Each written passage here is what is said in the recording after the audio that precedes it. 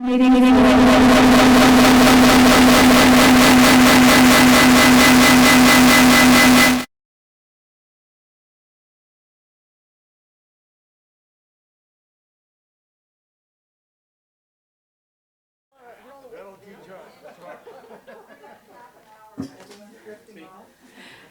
good evening. It's unexciting this time around, but I'd like to open our regular council meeting for December 1st, Wednesday, December 1st. I'd like to ask you to turn off your cell phones and pagers. Also, we will have Zoom involvement as well, but if you brought your device and you want to get in on Zoom here, you will crash our system, so please do not use any devices here. We really appreciate that. And at this point, I would like to, where is Mr. Alleback? Are you there? Thank you. Mr. Alleback, I know you're part of our family, so I would actually ask if you would start with the Pledge of Allegiance for us, if you wouldn't mind. I pledge allegiance to the flag Of the United States of America and to the republic for which it stands, one nation, under God, indivisible, with liberty and justice for all. Thank you, Fred.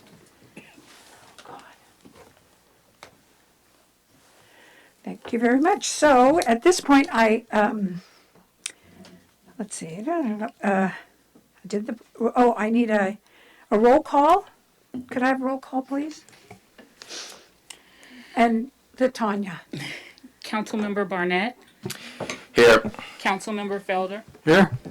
Councilmember Lowe. Here. Vice Mayor Dean. Here. Mayor Agramonte. Here? Thank you. Thank you so much. I'm missing some. I'm missing some. You know what? I have 3 sets of stuff that people have sent me. Let me look. I've done a roll call public comment. We did not have a closed session, so there's nothing to report out. At this point, I'd like to ask for approval of the agenda. I move approval of the agenda, but I have a question. Is it possible to move so that they're contiguous, the discussion regarding the Sonoma Developmental Center following the presentation? Right, exactly. We were going to plan to do that anyway. But thank you. Great minds think Well, alike. you're our pro here, so I think that was a great suggestion, but it was suggested. So David, could I ask that, what's that process? It would just be a motion to to approve the agenda with the amendment that 6.1 be moved to follow the presentation. Following 3.1. Okay, So moved. and do I have a second? I second. And may I have roll call on that? Thank you, Sandra. Councilmember Barnett. Aye. Councilmember Felder. Aye. Councilmember Lowe. Aye. Vice Mayor Dean. Aye. Mayor Agramonte. Aye. Thank Motion you. carries unanimously. Thank you. So, at this point, at this time, members of the public may comment. Members on the public may comment on any item not appearing on the agenda. It is recommended that you keep your comments to 3 minutes or less under state law unless otherwise permitted under the Ralph M. Brown Act. The merits of the matters presented under this item cannot be discussed or acted upon by the City Council at this time. For items appearing on the agenda, the public will be invited to make comments at the time the item comes up for the council's consideration. Upon being acknowledged by the mayor, please step to the podium and speak into the microphone. Begin by stating and spelling your name. Members of the public present in the chambers will be called first, and then those who are attending via Zoom will be called second. So at this point, I'm going to open up for public comments. Hello, Robert Taylor, ROBERTTAYLOR. I am with KSPY Radio and Sonoma TV often, and we have most recently turned on our new transmitter here in Sonoma Valley and in the southern Sonoma County, and where our population reach in the Sonoma Valley was 40,000, and we are now up to 200,000 almost in the southern Sonoma County reach and Napa, parts of Vallejo apparently. And our fire response and our emergency response with that is much, much greater, and it's on a generator system. So I just want to let everybody know that we are stepping up to that greater demand for emergency services. Thank you. Thank you, Bob. Would any, Hi, my name's Eris Weaver. I'm the Executive Director of the Sonoma County Bicycle Coalition. I've spent pretty much all afternoon here in town today, had a coffee meeting with a colleague, walked around downtown, I did some shopping, went for a bike ride, and one of the things that I was pleasantly surprised was how many people I saw out on bicycles around town. All ages, family groups, some people from their rental bikes I assume were tourists. But one of the things that made me anxious, I sat for about an hour at the corner of Napa and First Street West, was watching children attempt to cross Napa Street, where there's not a beacon, there's not even a crosswalk, and these big old trucks have a hard time seeing them. And that was something I would love to see fixed. The other thing that I noticed for all this bike activity is you have got zilch bike parking downtown. There is a little bit of parking in the park, although some of it is on my list now of the worst bike parking devices I've ever seen. 3 of them I would not have known were supposed to be bike parking until my friend pointed them out to me as such, and I couldn't even figure out how you could lock a bike to 2 of them. I saw people bringing their bikes into the little parklet restaurants, including one where I sat and ate, setting them on the sidewalk in front of businesses they're trying to go in. And I saw businesses with signs in front of them saying no bike parking. So there's clearly a need with how many people are biking, but they can't enjoy the businesses and restaurants if there's not a secure place for them to put their bike. So I don't want to just complain about that. I actually saw many spaces around downtown that I think have some opportunity for some really good solutions. So when I get back to the office, I am going to draw a map and list that out and provide that to you and to staff in some solutions that I think would be low cost that would solve this problem and make it much easier for everybody. Thank you. thank you very much. Good evening, Matt Metzler, 1110 Friar Creek Drive. Good evening, City Council. Congratulations, Sandra, on getting elected to the City Council. I rode my bicycle to this meeting tonight, and when possible, I choose to get around town on my bike instead of driving. And I want to take this opportunity to thank the City Council, the Public Works Department, and Fergie for the paving projects that have been done around town in recent months and those that are ongoing that have made our bike lanes smoother and easier to ride on. In order to reduce greenhouse gas emissions from driving, a lot has been said about making Sonoma easier to get around by bicycle, and I appreciate the city's efforts to build and improve our bike lanes and bike paths. Yet, when bicycling around town, I still feel like my choice to ride my bike rather than drive my car is given lower priority in the way our streets are designed. I'm here tonight in an effort to provide a little education in how our city can make it easier to get around by bicycle. Because of traffic lights and turn lanes, it is easier to cross many of our busy intersections by car than it is by bike or walking, as Eris just said.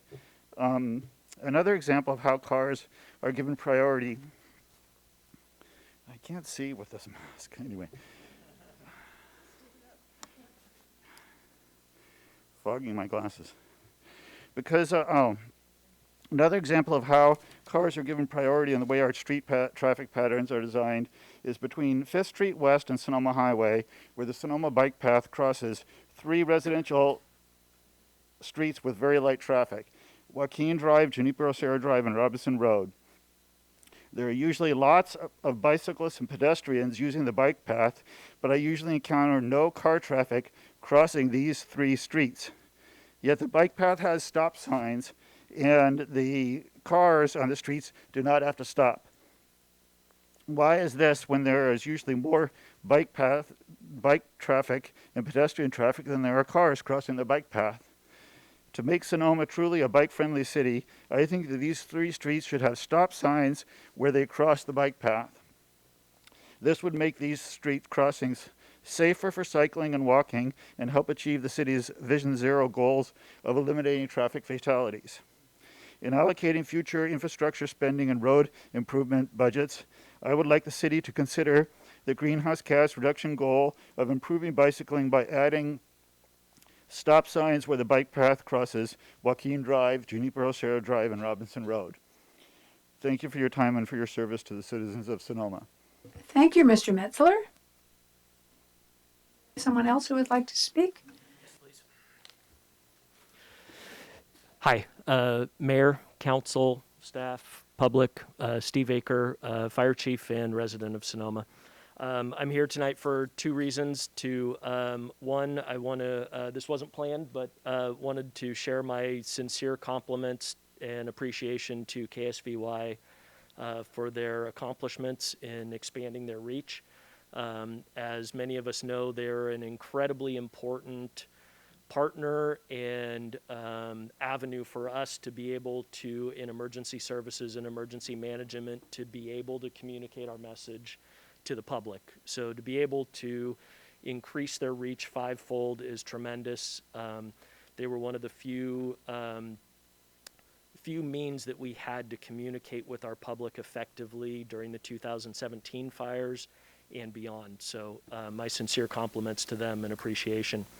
The primary reason that I was here, besides that, was just to share with the public and everyone in attendance that this Friday, Santa Claus will be arriving at City Hall via a fire engine. And on behalf of our Sonoma Volunteer Firefighters Association, we will be not only delivering Santa, but providing hot chocolate for young and old alike. And we will be partnering with our good friends down at Sonoma Raceway for a toy drive that night as well. So as many know, Sonoma Raceway does a fantastic job of supporting the community with the holiday food drive and toy drive, and that's going to continue Friday night, 5 o'clock at City Hall. So hope to see everyone there. Thank you. Thank you, Chief Aker. Do you have anyone else who would like to stand up and speak?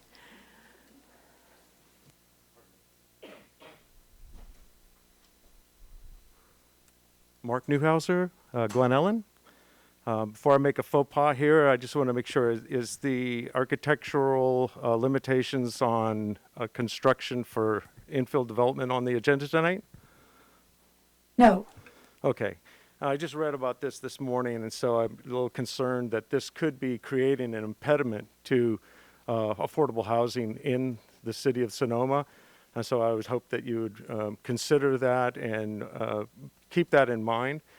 Also, I want to point out something that happened well long before your administration and probably any of your, including the staff's tenure on this issue, but there was an allowance by the city of Sonoma for affordable housing, especially, particularly the trailer courts or mobile homes in Sonoma and within the sphere of influence. You may remember this was the Rancho de Sonoma, allowing them to convert to market rate housing. And so what we have in what I have read and researched is that a lot of affordable housing that has been designated and even funded as being built for affordable housing has usually about a 30-year sunset clause, which then allows it to revert or be improved to market rate housing. So we have the proverbial hole in the bucket where we're losing housing, while at the same time we're not building enough of the low and very low affordability classes. So I just want you to keep that in mind when making decisions around architectural restrictions that could prevent that type of housing from being built.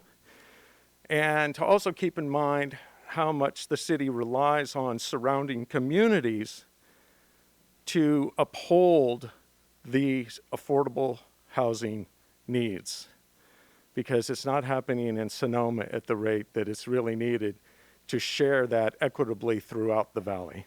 Thank you very much. And Mark, what is your last name? Newhauser. Thank you. Those who would like to speak?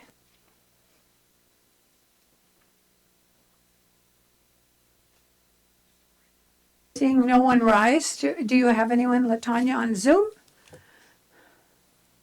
I know there are people out there, but possibly for other, maybe SDC and other issues.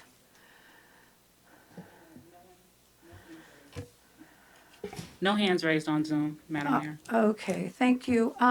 Before we close, I think I have an opportunity to ask our city manager that regarding the mobile home parks, and we talked about that.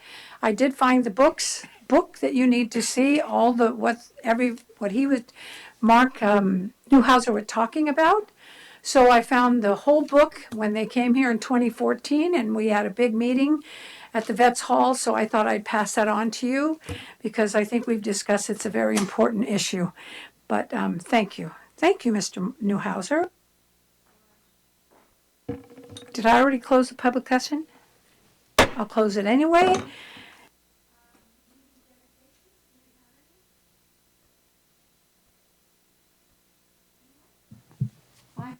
Okay, I have a dedication as well. All right, go ahead. Thank you. Today is World AIDS Day, and I just wanted to, this is not a person specifically, but I thought it was important during the dedication that it's been 40 years since the first AIDS death in California and in the world. And this year, it's dedicated to creating economic, social, cultural, and legal equalities around the world so that we can reach our goal to end AIDS by 2030. And so I'd like to lend my support to those goals in the memory of all of those who have died of AIDS. Thank you so much. That's the red ribbon today. Today is International AIDS Day. Thank you. Thank you. Thank you, Councilmember Lowe. I would like to dedicate this evening to Sidney Hoover, who passed away October 22nd. Sidney was born in Palo Alto and on the Stanford campus. His father was a professor at Stanford, and he graduated from Palo Alto High School, went on to become an architect, and was part of the BART, building BART at the Civic Center, which I find exciting, having worked for Bechtel. I remember those days, and I just wanted to let you know that Sid Hoover, the one thing I remember him for, if any of you are from 2nd Street East, he stood by our side to get that stop sign at 2nd Street East and Patton. We were told, everybody was told it can't be done, it can't be done. But guess what? In the fashion only in Sonoma, it took 2 years, but it was done. So I'm very pleased to have that accomplished, and he was right there. He never stopped calling and because he thought it was so important. Sid is survived by his wife of 22 years, Ellen Hoover, his children, Hillary Keller, William Hoover, and Andrew Hoover, his sister, Christine H. Sorensen. He leaves behind the mother of his children, Irene Gorman Hoover, and I just wanted to dedicate this to Sid Hoover, who was valiant in his desire to get a stop sign at 2nd Street East and Patton. I appreciate it. So I will go on to consent agenda. Read all items listed on the consent Okay, we calendar. have the presentation first. Oh, so sorry. So I'm what- rolling here. So I'm sorry, Madam Mayor. One suggestion is, if most of the people here are planning to comment on the Sonoma Development Center, which I see a lot of nodding, I would suggest if it'd be okay to go ahead and move forward with the consent. And if you want to pull anything, that would just go to the regular, and then that way people waiting for the consent calendar can just go. And because I know some staff are here strictly just for the consent calendar. Thank you. So we'll go on to the consent calendar. All items listed on the consent calendar are considered to be routine and will be acted upon by a single motion. There will be no separate discussion of these items unless members of the council or staff request specific items to be removed for separate action. What is the pleasure of the council? I'd like to pull 4.3, please. All right. Anyone else? No? So, I'll take it out to the public. Seeing no one rise, I'll close. So we have Councilmember Barnett pulled 4.3. So, Well, shall we approve the rest of the consent calendar first? All right, so I move that we approve the consent calendar with the exception of 4.3. Second. roll call, please. Councilmember Barnett, Aye. Councilmember Felder, Aye. Councilmember Lowe, Aye. Vice Mayor Dean, Aye. Mayor Agramonte. Aye. Motion carries unanimously. Thank you. So what is your pleasure? Well, I would like to discuss 4.3. Shall we have a staff report, or how would you like to go Sure. about this? Would you like to wait to talk about 4.3 after the presentation? Do that first? Or would you I don't rather think talk it's gonna about take- it's gonna- 4.3 The now? presentation, you mean after yeah, SBC? well, after the Sonoma That's fine. Development Center. That's fine. Do you feel it's going to take a long time? I don't think It so. could. I mean, I don't know. Oh, all right. I mean, it's up to you. You want to do 4.3 now, or? Well, I just thought maybe, I don't know how long 4.3 will take, and I know you have a lot of people here All for right. Well, the that- development center, so I thought maybe you would do I just that didn't think it was going to take that first. long. It's not like a $5,000 or 5,000 square foot development. Again, it's a pleasure of the council. Yeah, That was just a absolutely. suggestion by I staff. yield to Councilmember Barnett. I'm more than happy to discuss it after the presentation. Yeah, if that's what I'm saying. Yeah, That's why I okay. yield to you. Yeah. Okay, so now we're getting the presentation. Is that right? So, Madam Mayor, maybe in terms of the action you took, so you'll have the suggestion is you'll have the presentation from Brian O. with the County of Marin, Right. and Sonoma. then you open the staff report County of for... Sonoma. Oh, it's County of Sonoma. Yeah. Did I say County of Marin? You did. Oh, that's my bad. Yeah. Yeah, I know. Wow, okay then. All right, that's just throw me off completely now. Okay, so, and then there's the staff report for 6.1 in which we're seeking direction on Right. your approach for getting public comment. So, Yes. in terms of process, I would suggest you consider the presentation, ask a few questions, ask for the staff report on 6.1, ask questions, then open it up for public comment. All right. So we're going to the presentation. All right. And who do we have? I'm sorry. It's Brian from the County of Sonoma. Oh, all right. Yes. Oh, is he on Zoom? Yes. Oh, Or he's going to be making a little mystery here. presentation virtually. Okay, Sorry. thanks. One is, so I had to look that up. So can everyone hear me okay? I know that there's people in person and also in Zoom, so let me know if you can't hear me. But thank you so much, Mayor Agramonte and members of the Sonoma City Council, as well as City Manager and Planning Director Storr, for the opportunity to come present on the progress that we've made on the Sonoma Development Center specific plan. My name is Brian O. I'm one of the planning managers here at Permit Sonoma, at the County of Sonoma. And so I'll walk through a brief presentation and I will be available. I'm not joined this evening. Sorry? Oh, I'm not joined this evening by our consultants. So I will do my best to answer any questions and also look forward to any discussion and I'll stick around for the public comment as well. And so with that, I will share my screen.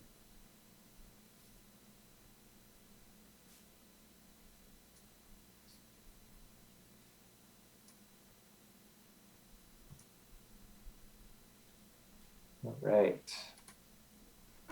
Okay, so today I will provide a overview of the schedule. I'll talk a little bit about the 3-year process that is currently unfolding. And then I'll get into the presentation, provide a little bit of context and project background. Then I'll walk through the alternatives, some of the constraints and implications that went into the process, and then do a closing with some next steps identified.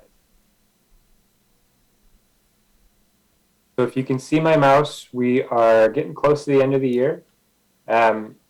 We are just wrapping up some public workshops and discussions around the 3 alternatives that we published on November 1st. And so we are taking all the feedback that's coming in. I'm looking at it personally, and ultimately we'll be presenting a preferred alternative to the Board of Supervisors in a workshop format at the end of January. And then based on the board's direction, looking to finalize a preferred alternative that ultimately we would analyze through the environmental impact report. And then that really keeps us on track to publish a draft environmental impact report in the summer of next year, and then back to both our planning commission and then ultimately the Board of Supervisors for adoption of the specific plan and the environmental document in August of 2022.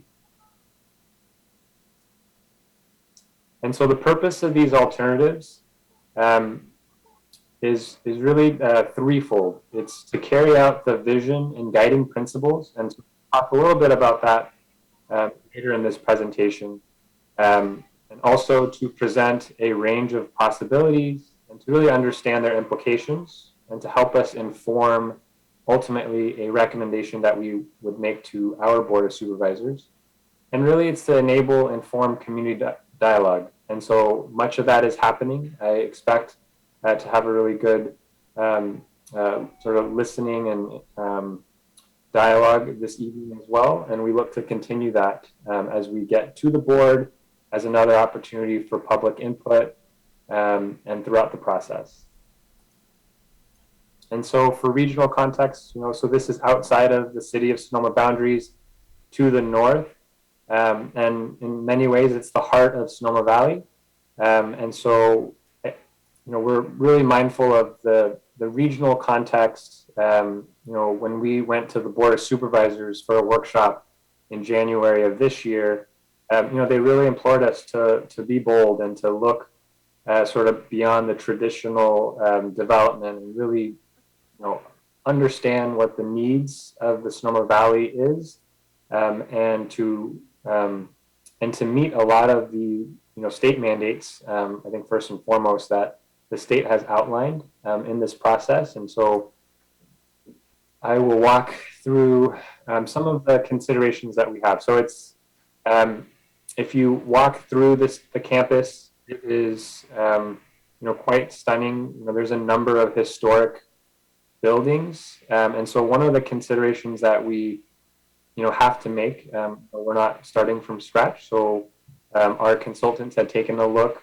There was a previous effort as well by the state and their consultants to look at the condition of the buildings, and so that definitely goes into the consideration when we're looking to redevelop and present a preferred alternative for the site.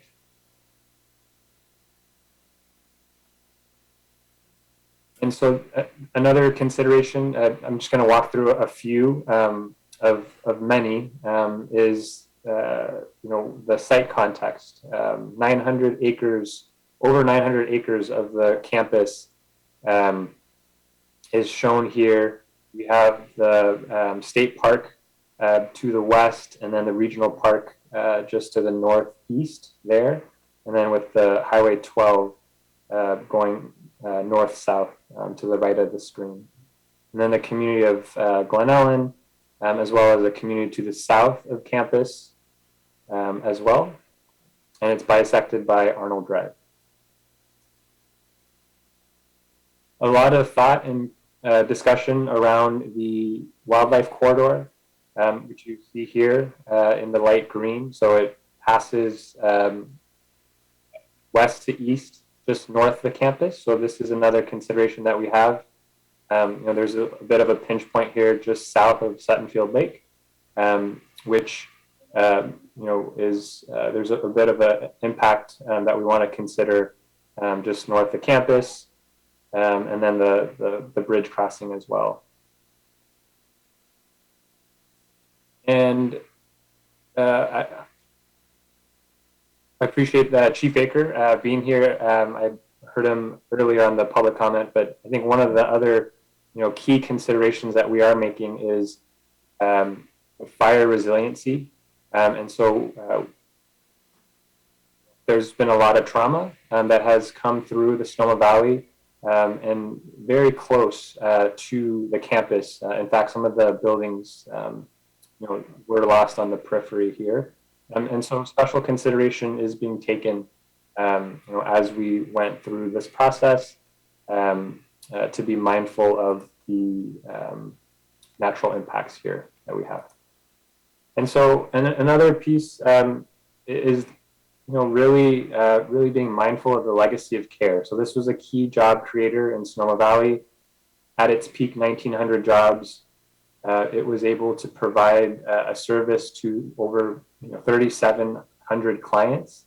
And I've been here in Sonoma County for a year and a half. And as I've gotten to know my neighbors here in the city of Petaluma and just colleagues at work, we all know somebody who either worked at the facility or had a family member that was cared after at the facility. So great thought was put into really how do we preserve that legacy into one of the alternatives. And so redevelopment constraints, another important key piece. I mentioned earlier at the top of the presentation, it's a three-year process contract that we have with the state legislature.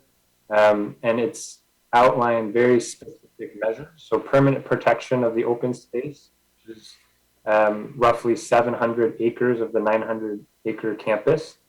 And so permanent protection of that open space. Protection of the Eldridge Cemetery, and also priority for housing, maximize housing for the site with priority given to affordable as well as people with developmental disabilities. And it really needs to be economically feasible. Ultimately, there is a parallel process that the state is embarking on to go through the disposition of this property. And so they will maintain ownership. They will go through the disposition of the property, and both efforts to end by the end of 2022, with no assurances beyond that agreement. Other constraints are some of our sub-consultants with expertise in infrastructure has taken a look at what it would take to really bring up many of the buildings and the utilities, and we're looking at a minimum of $70 million on infrastructure, and just for the main building rehab, the iconic main building, anywhere between $17 and $30 million to rehab the building, which is one of two landmarks for preservation. And then ultimately, community context. So this is not along the 101 corridor. It's again, the heart of Sonoma Valley.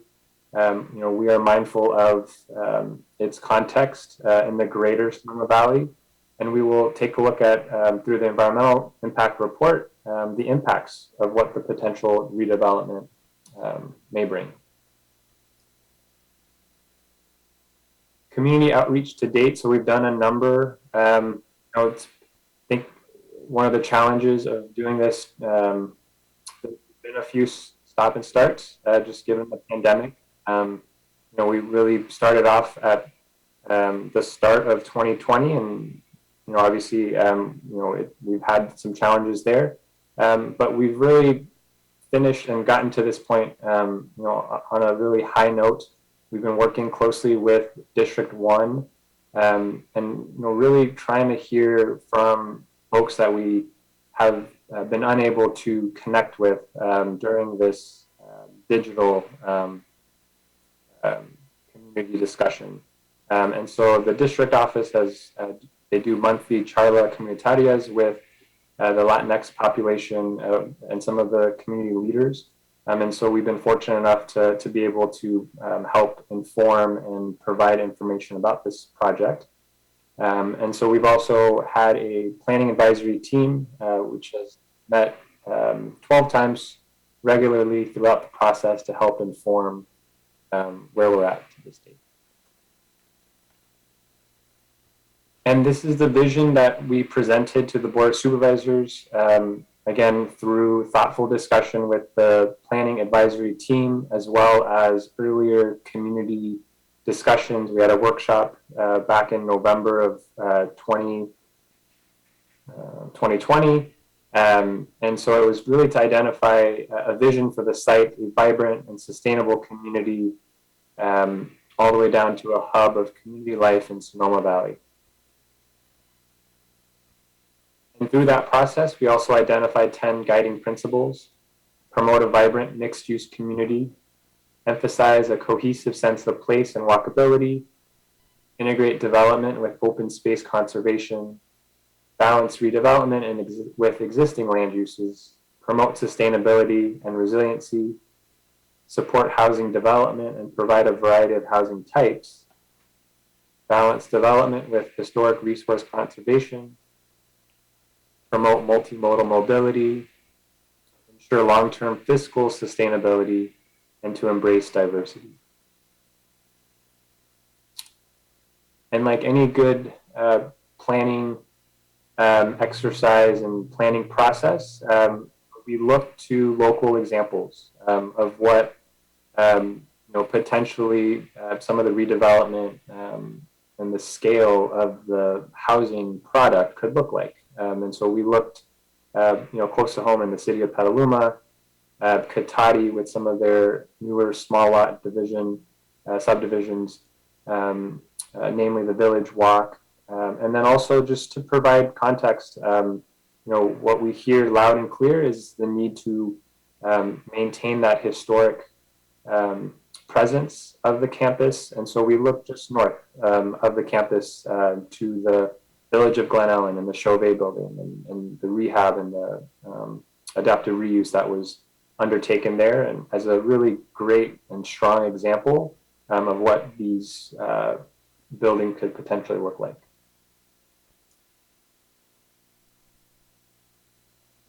And so we have, I'm going to walk through 3 alternatives, and they differ, but there are many common elements that are constant throughout the 3, and I expect the ultimate preferred alternative that the board, that we do take to the board to maintain most, if not all, of these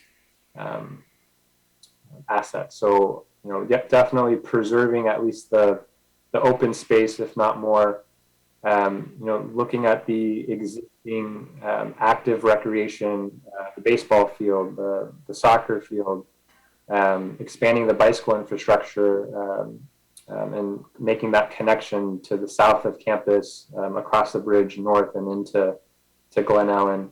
And then really careful consideration here, just to the north, making the protection around the riparian corridor and the creek setback, but being mindful about the community's desires and wishes around the wildlife corridor and providing some protection there. But also with the fire, when we look back at historically, wanting to ensure that we're being mindful of just east of the campus. How can we utilize that space? Can we recharge some of the groundwater? Can we restore that wetland and have a dual impact there of a fire break that if that would ever come to be, but also additional consideration just to protect future residents as well as users of the campus moving forward. And one piece that that's here, you'll see this in alternative B, but there has been a desire to look at a potential new connection from the campus to Highway 12. And so I'll talk a little bit more about that later in the presentation. But again, just wanted to highlight some of the commonalities, some of the themes that we are hearing that we expect as a baseline, critical to moving forward with a redevelopment of the site. And so alternative A, we're calling it conserve and enhance. And so this will see the most rehabbing of existing facilities. There's a trade-off there, being that the cost of rehab would have to be incorporated ultimately into the land value. But again, this was this is one option here that we're looking at. In the yellow is potential residential space, institutional, which is another use that has been identified, and then as well, we're keeping tabs on what the outlook looks like for office space, and we're being really mindful of what the trends are, and if that is an appropriate use, and then as well, hotel, a smaller hotel, no more than 120 rooms, as one potential generator for the site. And let me see if there's anything else important. And then this gives you a little bit more detail of what this could potentially look like with the housing on the east side of campus, the core campus to the north, as well as really utilizing the sort of central green as the main space, community space, and really building around that is something, the consideration that we put into the alternatives. And so alternative B, and at the end, there's one summary slide that'll cover all these, but alternative B is core and community. This is also balancing historic preservation with what we're hearing just regarding demand around housing. And so in this alternative, there's the potential connection to Highway 12, whether that's just for emergency access or something more. Again, it's too soon at this point, but definitely a point worth discussing and bringing to the community.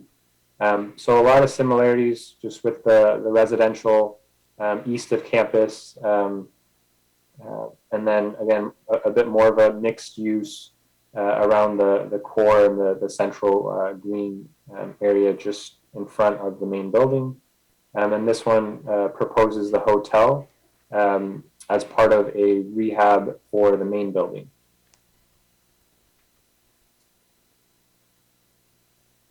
And so this gives you a little bit more detail of what I just went through.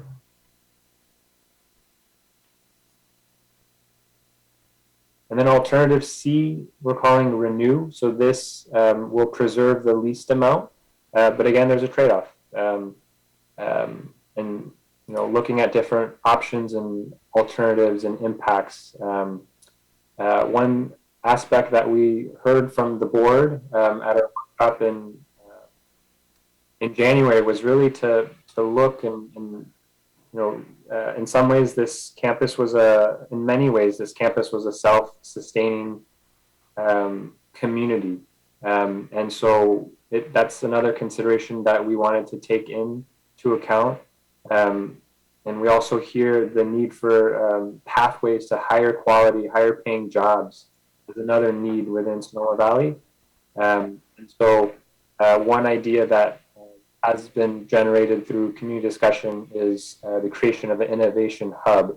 And so it's something that we've taken a look at. I mean, it essentially is adding more office space. You still have the residential components. We're preserving the key historic buildings. And this is where, in this scenario, a potential hotel can be. But as you can see, again, a common theme throughout is preservation of the greater campus for open space, consideration of the wildlife corridor here through this buffer that we've built in. There's existing buildings here at the moment. and then also manage landscape for potential fire resiliency to the east.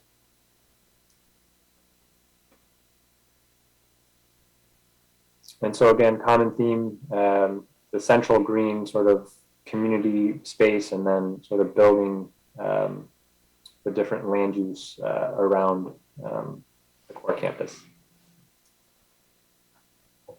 And so here's the summary that I mentioned. Housing units, which includes the affordable units, 990 upwards to 1290. And then we look, these are added in, or these numbers are included here, but wanted to separate that, roughly 25% being affordable housing, deed restricted. Job creation, anywhere from 600 to 1,000 jobs being created, and then the breakdown, again, of the historic building preservation. And then total building square footage. We looked at what's existing and just, really heard from the community of wanting to ensure that, we are really thinking about the scale and density and we look at the square footage. I mean, it's an important consideration for us to do, and to it's something that we thought about and put some numbers behind that as well. And then the open space within the core, again, increases across the board from the existing historical acreage of the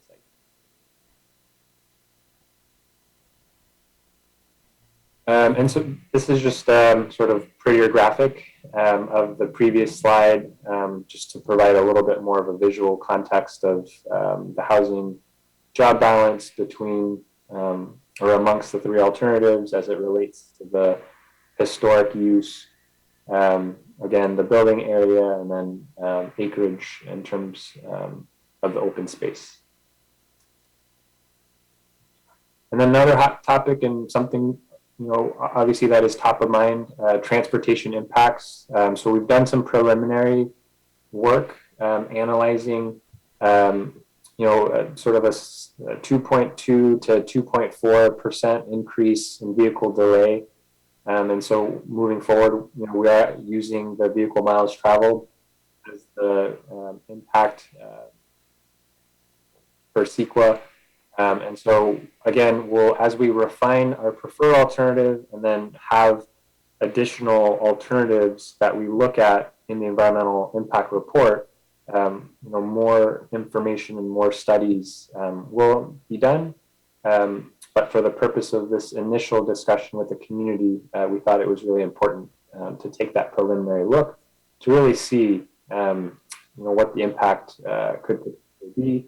And then we also, going back to this idea of a community, a self-sustaining community, with the mix of housing and potential job creation on site, are running our county model.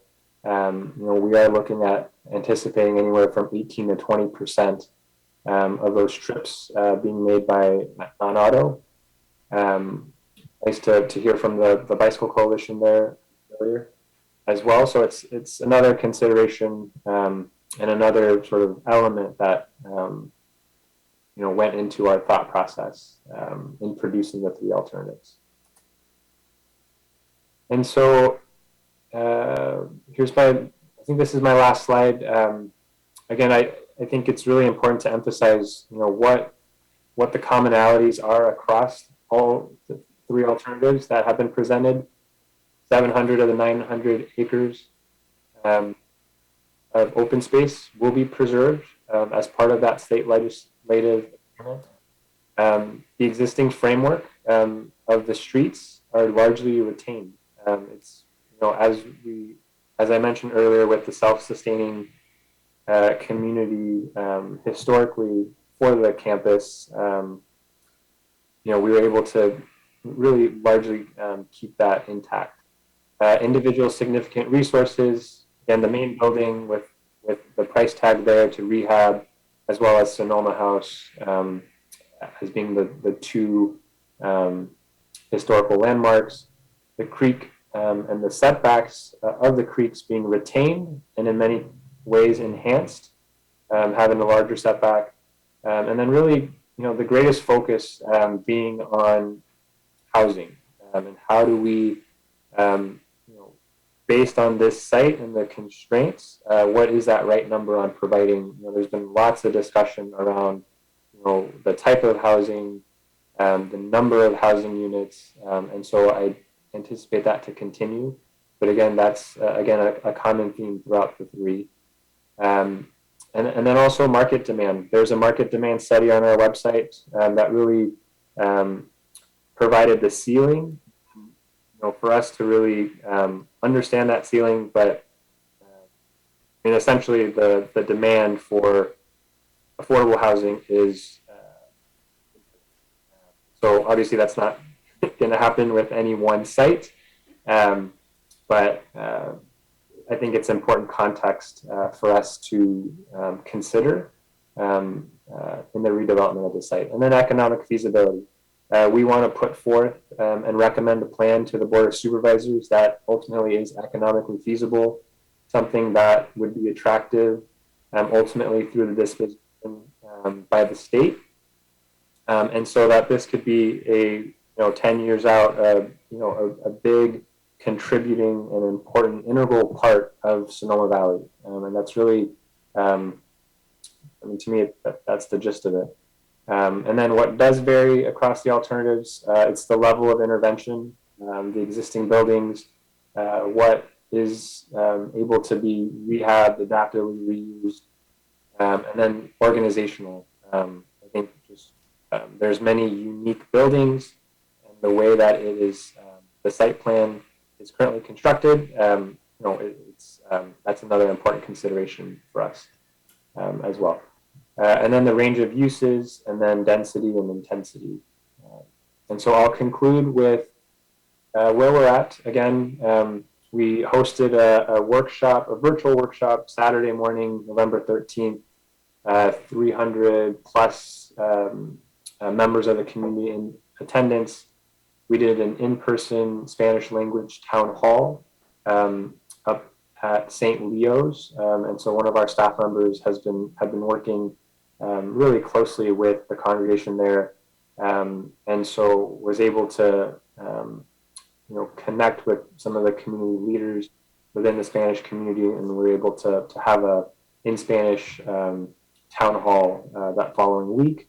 And then I also presented a similar presentation to a joint advisory meeting, which included the three municipal and community advisory committees that we have here in Sonoma Valley. And then since then, I've been personally receiving plenty and many comments. I've been looking at each and every one of those. I'm continuing to look at those. That helps me inform ultimately the direction that we take and present to the board here in January of next year.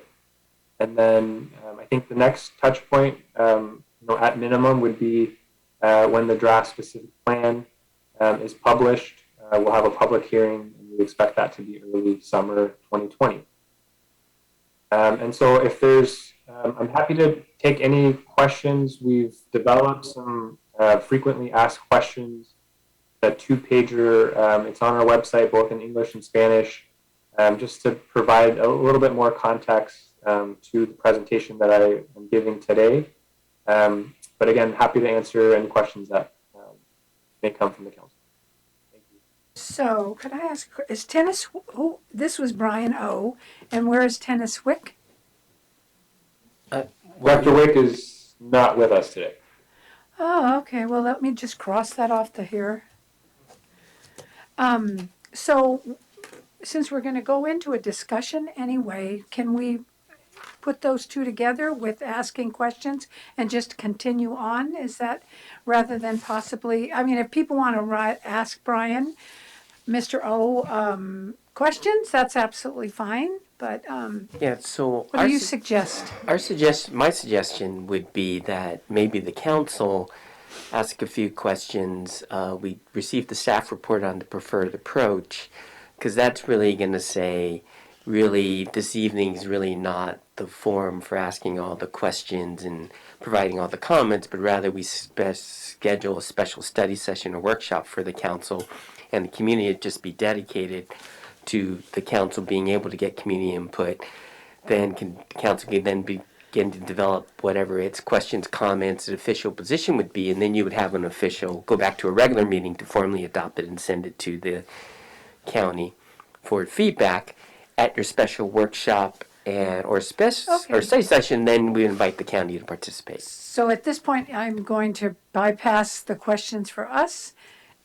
Well, if you'd like to ask a few questions, I think that's fine. I think all I'm saying is it'd be good not to ask like dozens and dozens of questions. Us? Yes. Okay. Thank you, Mr. Toy.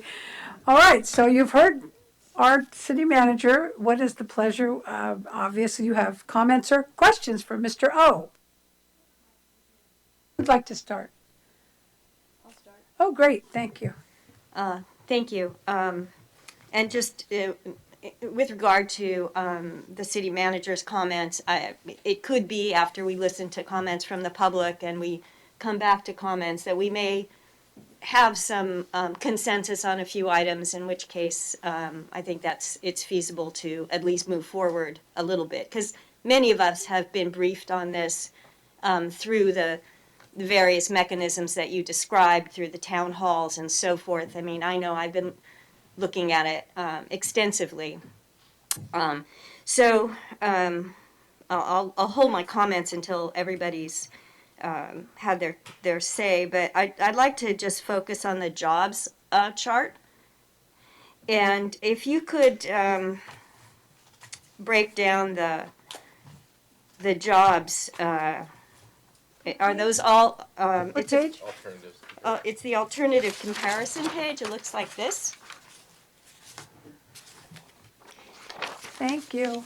And just tell me, I can't find it. are those all hotel jobs? Through the chair, thank you, Councilwoman.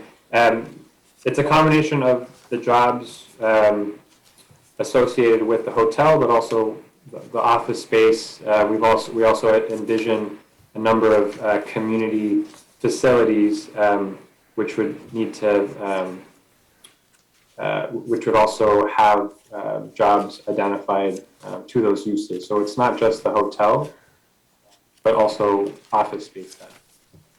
Office space, like what sort of offices are you talking about? Are you talking about a bank? Are you talking about a WeWork site? What does this look like to you? Sure. So we haven't gotten quite to that point. I mean, really the purpose is what type of land use and what type of what type of land use is may be appropriate. So we haven't identified an end user at this point in time. And I don't know if that may just go beyond the scope of what we are doing at this point in this specific thing. Sure. And did you break down the historical Sonoma Developmental Center jobs in terms of their economic significance and the other jobs that you're proposing?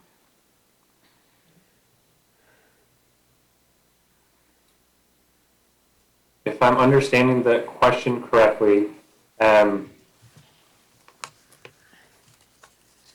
mean, I think the historic use of Sonoma Development Center was very focused on caring and providing service for the community that lived there. Mm-hmm. And so, I mean, because we're not, there isn't going to be a land use that would be a similar type of use. So it's tough to, I guess I don't really have a great answer on if we've considered it. It's not, we don't anticipate there being at that scale, that type of facility in the three No, alternatives, that hasn't been the something type that of was. job per se. It's the economic value of the job. In other words, it was the largest employer in the area, and it provided livable wages, retirement, and health care for the employees of the developmental center. And the kind of jobs that are proposed, in these office buildings and this hotel, what I'm asking is that, was there any look at the fact that they're not comparable in terms of one's ability to be economically viable in this community? I'm happy to take that back to the team and come back.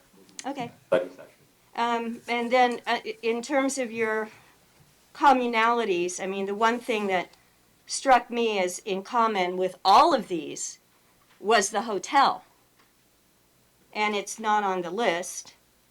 And maybe it shouldn't be, but I'm ahead of myself there. Anyway, those are my questions for now. Thank you. Anyone, oh, sorry. Anyone else from the council? I was following the question Councilmember Lowe just mentioned. Maybe this the number increased to 1,080 related alternative in the C, that is innovation hub. What means, can you explain a little bit more about innovation hub? Certainly. Thank you, Vice Chair. And so this is, again, it's an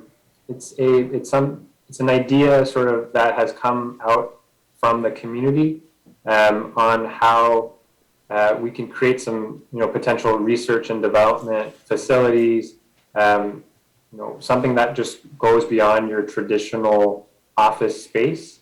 And so again, no end user identified, but I think one idea that has been identified by the community is this thought that it can be an area where research and development can take place. There's sort of this pathway of high quality jobs and education built into that concept. And so, I would look to, as examples, you can look at from the federal level, through the Department of Energy, they have, similar spaces.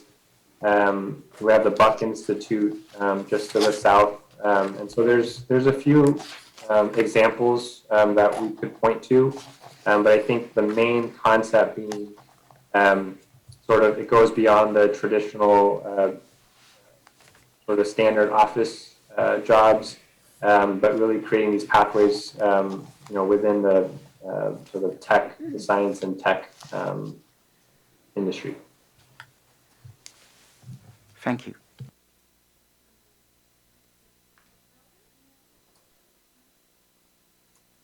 So I just have comments. I've received so many wonderful emails from people regarding SDC, and some really compelling, all compelling. So I know this is something very big for the county, for this area. Of course, it'll really affect us here in Sonoma, is because we're at the edge and the south of it.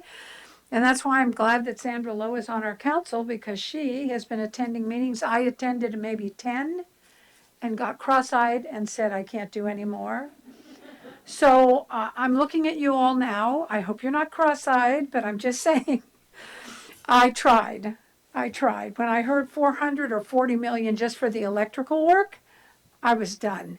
So I know bigger and better people than I will be working on this, but I would like to thank everyone who sent their comments in.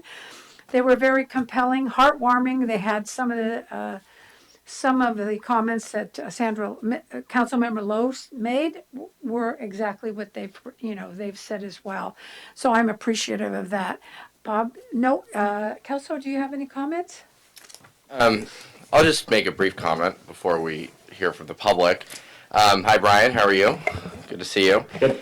I served on the planning advisory team and still am on the planning advisory team for the Sonoma Developmental Center, which kicked off in early 2020. And as Brian said, about a month after we kicked off, the pandemic started, which really impacted our ability to meet.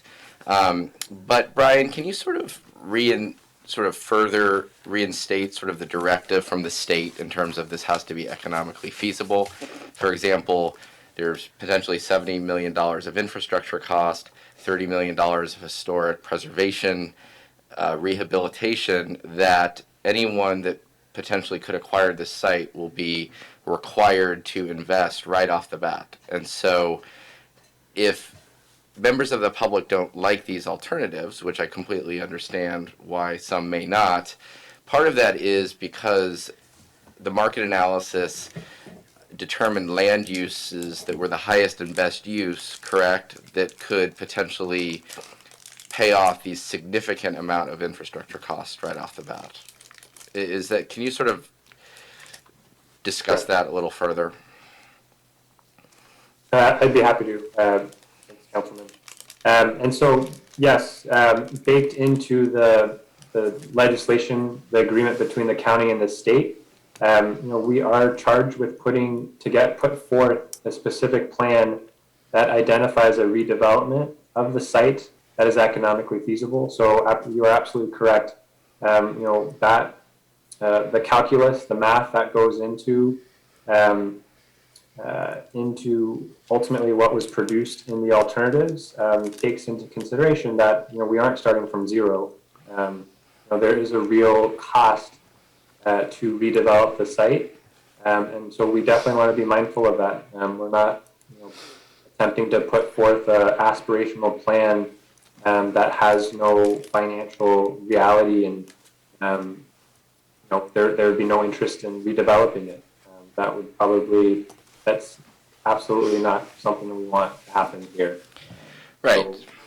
So for example, if the state decided to take that off the table and with their projected $30 billion surplus next year decided to themselves upgrade the infrastructure and rehabilitate the historic buildings at a cost of $100 to, let's say, even $150 million, would other potential land uses, would other alternatives become more viable?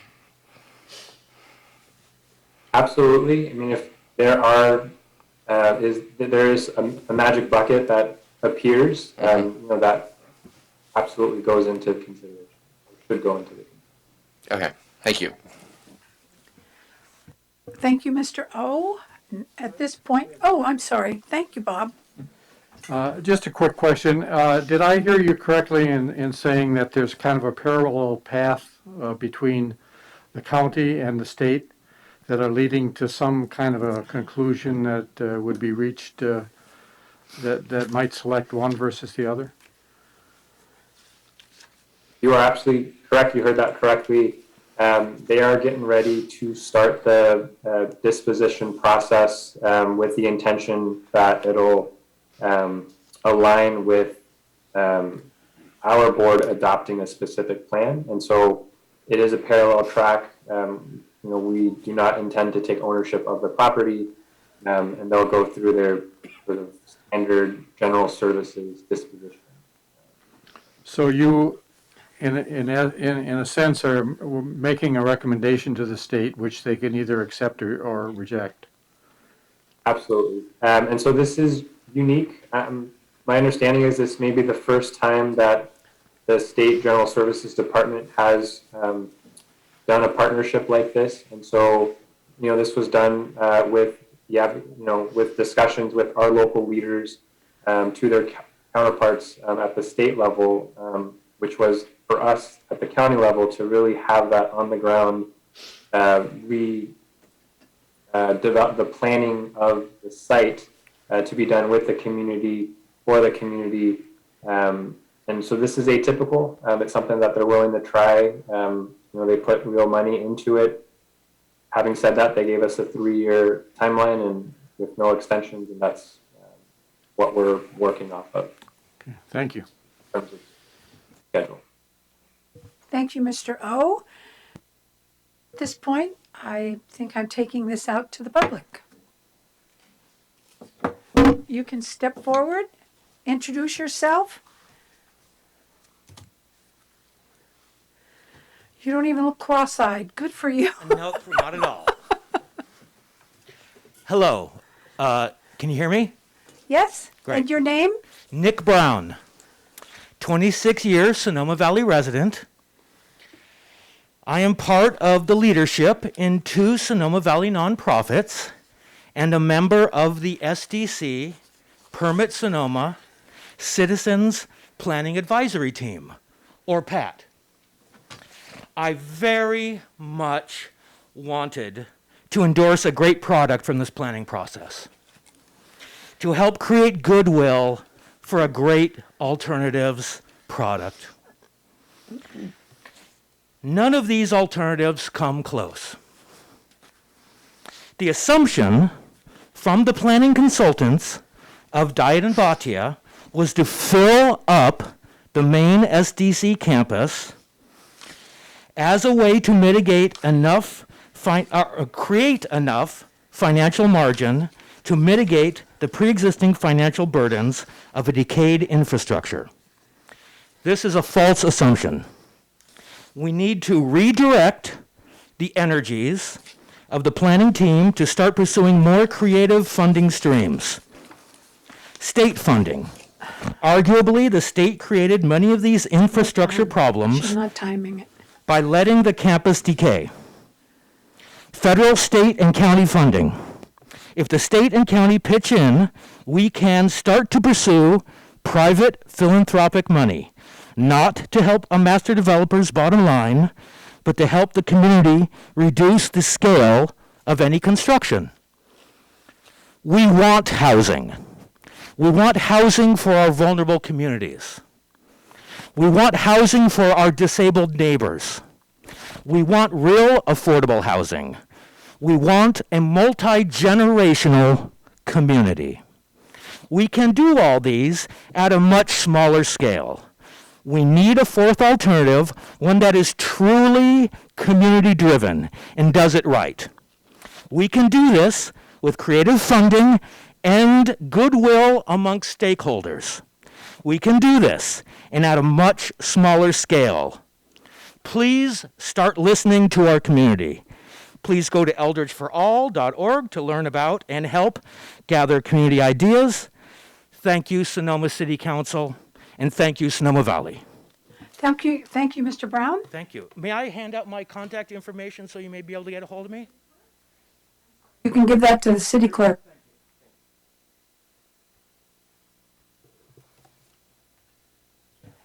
Who would like to speak next?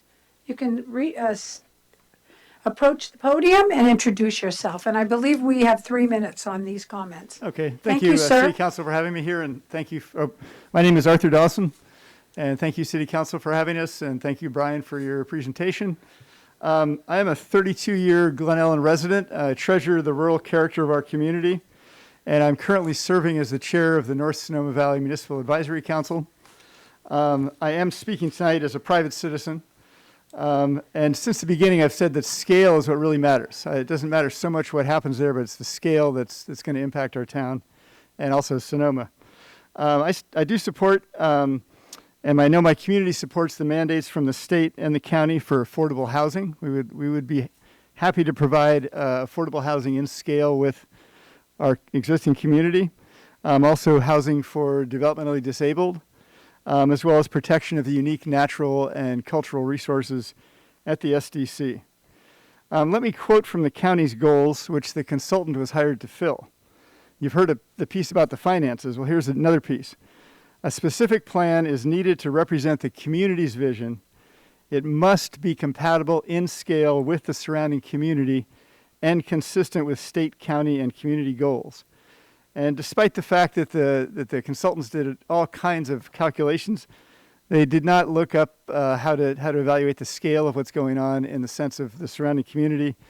And as a matter of fact, I looked on the census website. There's actually a clear definition of rural versus urban. And right now, Glen Ellen is a rural community. After this, it would become an urban community. So with those goals in mind, you would expect the community to have supported the alternatives, but the response in the Kenwood Press was reported as, the proposals have stirred growing dismay among housing development experts and conservationists, angered local members of a planning advisory group, and terrified neighbors with visions of a sprawling new city on SDC campus. So, but rather than go into all the problems that would come with that, I'd like to invite people into the process of really envisioning the redevelopment of SDC within a financial framework that I believe could provide for the public good. And that would be with an Eldridge Trust, hopefully with the help of the state and the county. We've had a strong vision for what we want at SDC since 2015 and before. We have a good vision, and we just need to put a foundation under it. So I'd like to invite the whole Sonoma County community, or Sonoma Valley community, including our city council, to come to our next MAC meeting, which will be by Zoom on December 15th at 5:30. And we'll be looking at what our core agreements as a community are about the site. 60 years ago, Highway 12 was not turned into a freeway because citizens spoke out. And please join us as we dream about the changes on SDC that the community will really support. Thank you. Thank you, Mr. Dawson.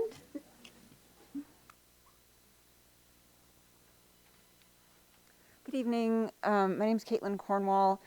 I wear a couple of different hats in regard to this SDC conversation, so I want to be really clear about who I'm speaking for this evening. I'm speaking as the project director for Sonoma Valley Collaborative, which is a very loose coalition of as broad a spectrum as possible of the interest groups across Sonoma Valley. So that includes business groups like the Chamber and the Vintners and Growers Alliance, youth serving organizations like the school district, and the Education Foundation, the faith community, the environmental organizations, really as broad as we can get. So we have about 30 organizations participating. And because SDC offers a once-in-a-generation opportunity to do amazing things for all parts of our community, we've been paying a lot of attention to it. So there's a lot of angst, obviously, about SDC. There's also, a fair amount of common ground out there that that there's still time to make good on. The members of Sonoma Valley Collaborative are going to meet in a couple weeks to go deeper on the consensus that we've crafted about SDC. And I mainly just want to say this evening that I'm very glad to see the city considering taking a more active role in the future of this place. It's so big, it's so important, it's going to have a big effect on the city. And I would just really support, and the members of the coalition would support, active participation and oversight, not oversight in a legal way, but that you as elected representatives would take an active role in the conversation. I think would help improve the outcomes, and improve outcomes in terms of what happens on that site, but also sort of the quality of community conversation that we can have about it. There's a lot of rancor now, and I think you could be part of sort of a far-sighted solution to this important set of decisions. Thank you. Thank you, Ms. Cornwall. Next, please. Hi, I'm Alice Horowitz, and I live in Glen Ellen. Let's see. There's so much to say about this. We could, everybody's got a lot to say about it, and like Caitlin mentioned, there's a lot of emotion. There is excitement about the possibilities of change and doing great things there. And speaking for myself, I welcome change.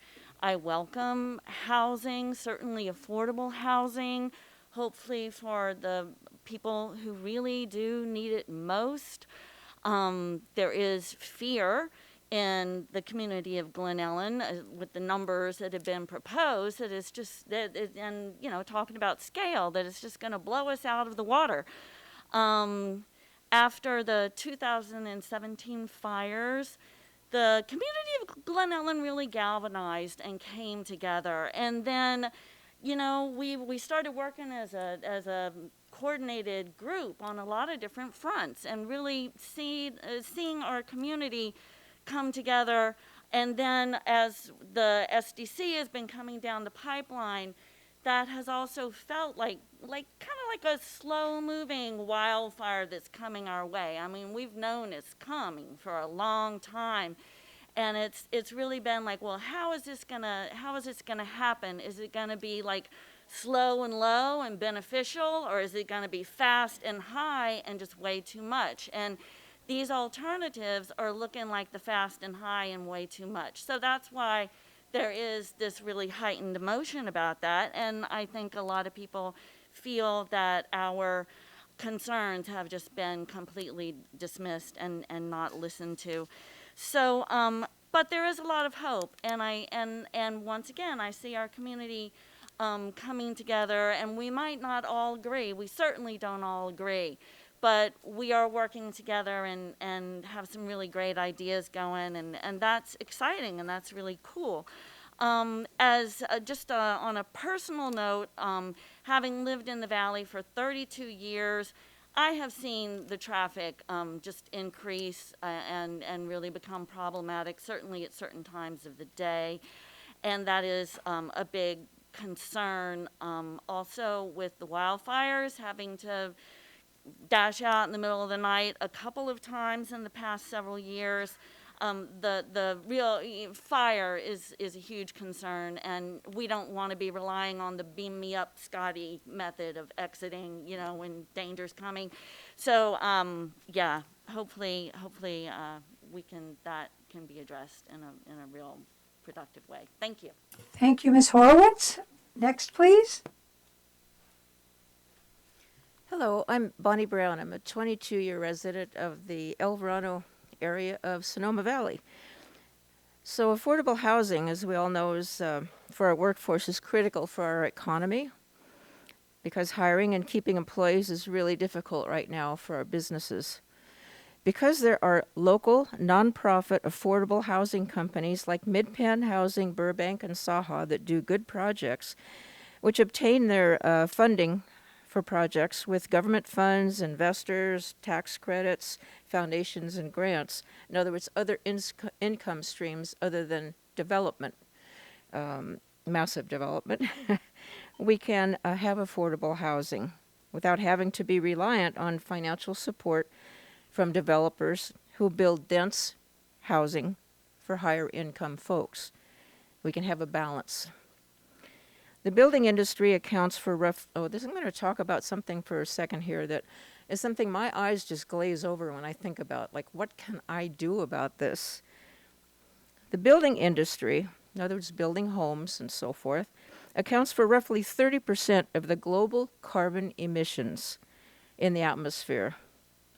Embedded carbon is a term for the cost to bulldoze the land, demolish the old buildings, transport to the landfill or recycling center, obtain and fabricate new materials for the new buildings, transport those to the site, construct the new buildings. It's massive and something we need to consider in any new development.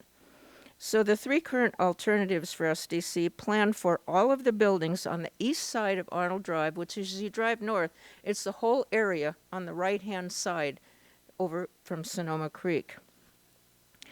For all of those buildings to be scraped off, every one of them, and either 1,000 to 1,300 housing units to be built there, with only 13 to 25% affordable. There's some term in there about inclusionary, which we don't know if that's really affordable, not sure. Sonoma Valley needs and can do better.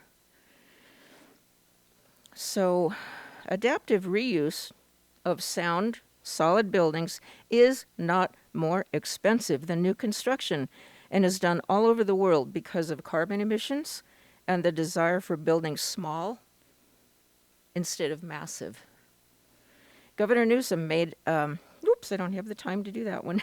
So I hope the city of Sonoma will support the community by questioning the current three alternatives to the county and by supporting the community's right to be heard and appropriate action to be taken in honor of this exceptional place.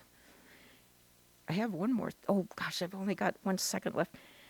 This quote I've got to say. Governor Newsom made an executive order to the state agencies to identify and prioritize excess state-owned property to, quote, aggressively pursue sustainable, innovative, and effective, cost-effective housing projects. These alternatives have none of that. Thank you, Ms. Brown. Thank you. Next, please.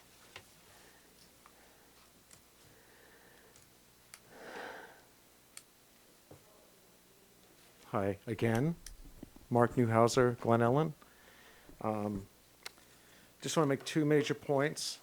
One is that this is public land, and I don't think we should relinquish that and have it be privatized. I think the importance of keeping this land in the public sector is going to be greatly needed in the future, not only for housing, but for environmental and climate change resilience. If we let it go, we will lose that forever. So we need to keep this public land. Also, I just want to mention, Mr. O has been really gracious and very professional throughout this process, and I really appreciate them. Thank you, Brian. But I think they were set up because they were given these three mandates by the state that were mutually incompatible. If you are constrained by the financial feasibility to have just standardized financing to make this work by also heaping on, as Mr. Councilman Barnett mentioned, this burden of having to do the cleanup and removal of the buildings, that's just an impossible task to make this profitable without it being too large a scale. Now, many people, including scientists in the community, are pointing out that if you put that many people on this property, it's just going to be overwhelming, and you will compromise the other land values, part of the state mandate, to protect the wildlife corridor. It becomes an incompatible land use issue as soon as this gets to a certain scale. If we can keep it public, and as other people have mentioned, bring in creative financing through a trust, preferably if we can get that arranged, and if the state is amenable to that, we can, and the community is very committed to this. I mean, a lot of us have been working on this over the last 6 years, 8 years to find a solution, because we knew for years this facility was going to shut down. And people are very committed to this. We will help find the financing. We will help support the trust. We will help make this happen. What we need are allies in the community, including the city of Sonoma, to support that, to support the formation of a trust so that we can make this happen. And I just want to read something quickly. If you bear with me, I have another 20 seconds. This publicly owned land has historically served the developmentally disabled. We have a responsibility to preserve this legacy by continuing to serve the disadvantaged communities. Any housing built on the property should be affordable, not just the 25%. The current planning process was undermined by these constraints, and we need to find the creative financing Thank to you, solve Mr. that problem. Newhauser. Thank you. Thank you so much. Next, please.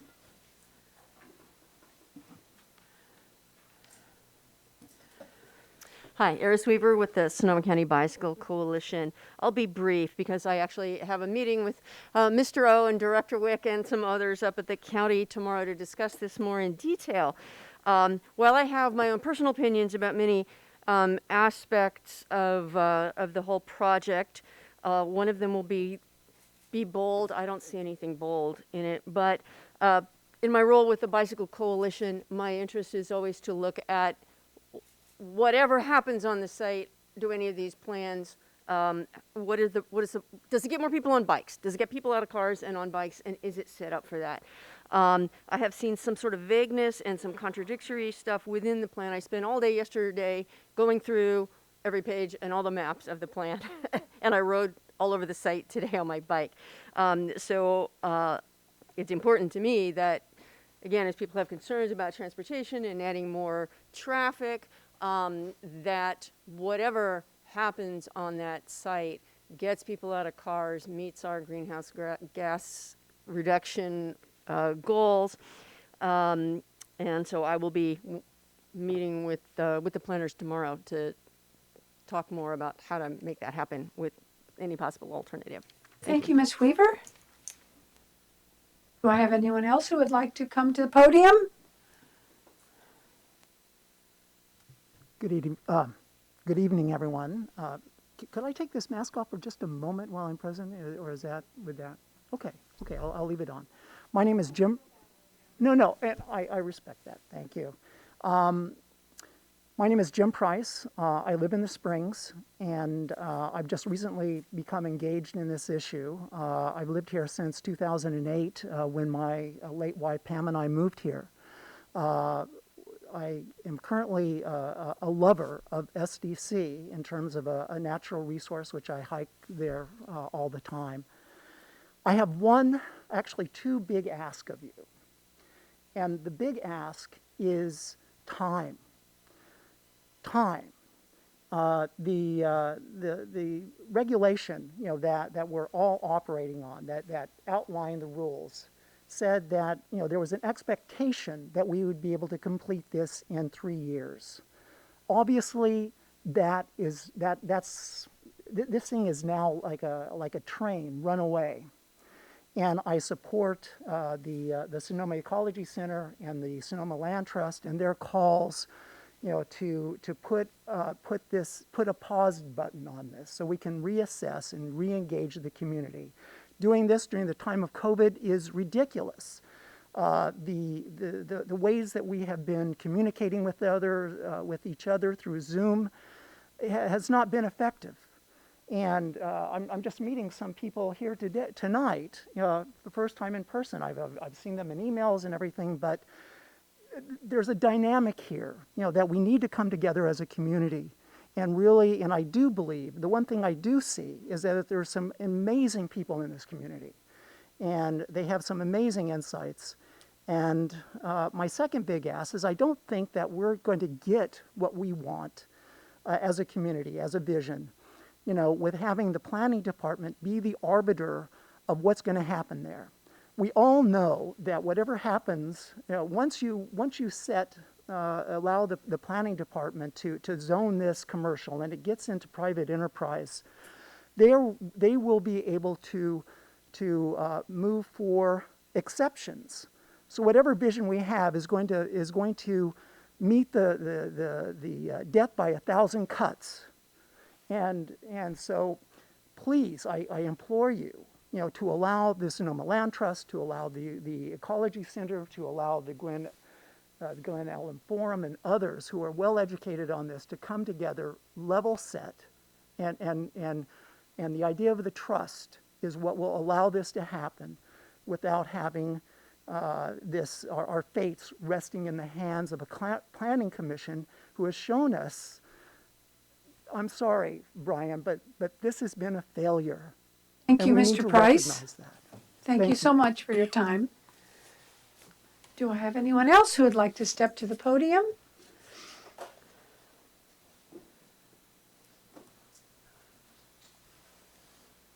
Thank you. My name is Bean Anderson. I live in Glen Ellen.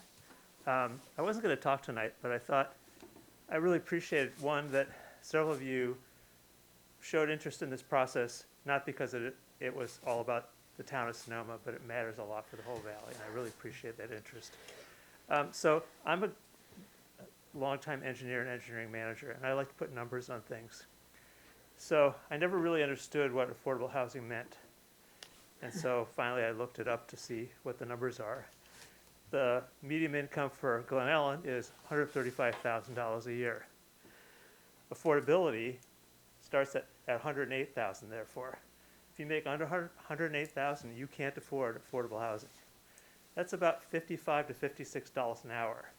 I doubt that any of those jobs on the campus that are proposed pay that level. So my guess is none of those jobs, none of those people could afford to live there. And I don't think it's likely that it's going to help our affordable housing need. So that's one number. The other number is in the longer report that I'm sure you've all seen, talking about the traffic issues. And the commute traffic in their numbers went from a level of service down to a level of service F, the worst, which is basically stop and go crawling traffic at normal commute hours that go from SDC and south to Sonoma. So that's already about walking pace. In an evacuation, it's going to be a lot worse. And unfortunately, if you remember, in the fire in 2017, it was moving faster than firefighters could keep up with it. So they were running. And if we try to evacuate, we'll all be running and people will die. I think this is just unconscionable. Anyway, those are some numbers that come to my mind. But I'm also very much in favor of a trust, because it's a separate body that can supervise and manage and correctly achieve the goals we'd really like to have and find creative ways to do it. Thanks very much. Thank you, Mr. Anderson.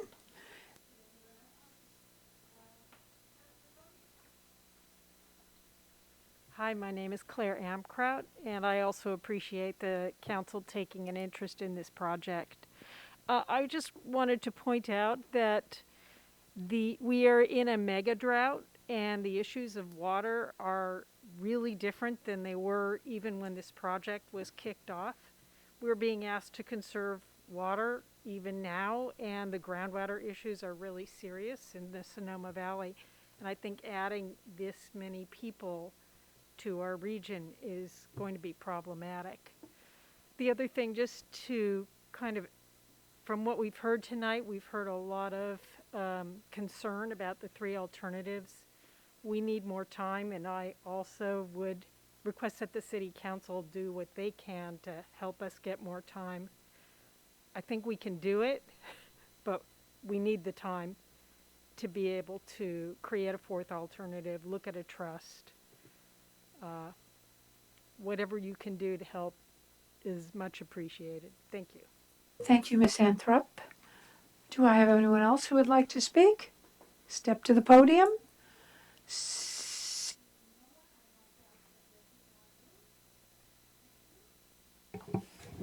Madam Mayor, we have David Eicher on Zoom. Thank you. Hi, yes, David Eicher. And I agree with the other public comments tonight, so I'm not going to repeat all that, except for a couple of things here I want to really bring out. So it's become clear that the best interests and wishes of the Sonoma Valley community are giving only a minimal consideration during the process by the county to develop the specific plan. The main answer that we get is because the development has to be financially feasible. Besides the state surplus as identified by Councilmember Barnett, the state and the county should use some of the federal infrastructure bill to pay for the infrastructure improvements. I've reached out to the state senators and the assembly member about this, but haven't heard back from them. So hopefully we can get money from the state and the county so that we don't have to have such a large development. Another flaw of the alternatives is it calls for 25% affordable housing, but does not specify which income level. As specified in the alternatives, since it doesn't specify it, that means families earning a moderate income level, which is 120% of AMI, would qualify. 120% AMI for a family of 4 in Sonoma County is $124,000. Affordable housing rents for the moderate income level are very close to market rate. And we've seen because of the inclusionary housing in the city of Sonoma that was being developed was mostly at the moderate income level, not at lower levels. The city of Sonoma did update its inclusionary requirements, if you remember, so that the various income levels were specified. For example, for rentals, it had to be at least 5% at the extreme low, and 10% at the very low, and 10% at the low income level.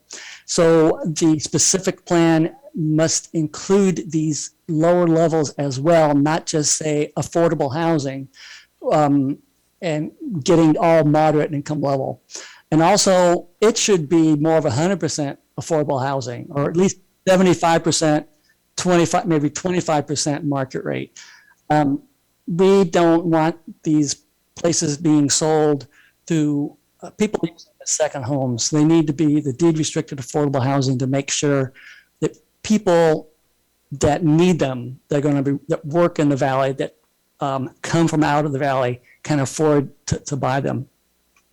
And it's the timing, as for comments from City Council, Brian O had one of his charts show that the Board of Supervisors meeting is in January. So it sounds like it's best to provide the feedback to the county before that. So whatever, if you decide to comment, which I hope you do, please don't take too long. I think it's best to get back. And lastly, since I have a little bit more time, just want to thank Brian O. I think he's been extremely gracious in all this, and it's taken a lot of heat, which is really not his to take. It's not, he didn't not cause this. He's dealing with the hand he's dealt. So thank you. Thank you, Mr. Iker. Next, we have Josette Bros Iker. Hi, the other Iker here, Josette Bros Iker. I only have 3 minutes, so I'll try to get through this quick. I sent a couple of emails outlining my dissatisfaction with the 3 alternatives presented and what I feel is a less than honest effort to engage the community over the last 2 years. I have also referred to excellent ideas put forth by Eldridge for All, Sonoma Ecology Center, and Sonoma Land Trust, so I will not recap those tonight, but hope you will all read and explore. Too often we justify business as usual and fail to see ideas outside of our past experiences. That way of thinking has led us to a tipping point for our planet, yet I still hear justification for business as usual. While SDC may be a tiny slice of our planet, we have an opportunity to do this right, and in doing so, we can set an example for others to follow.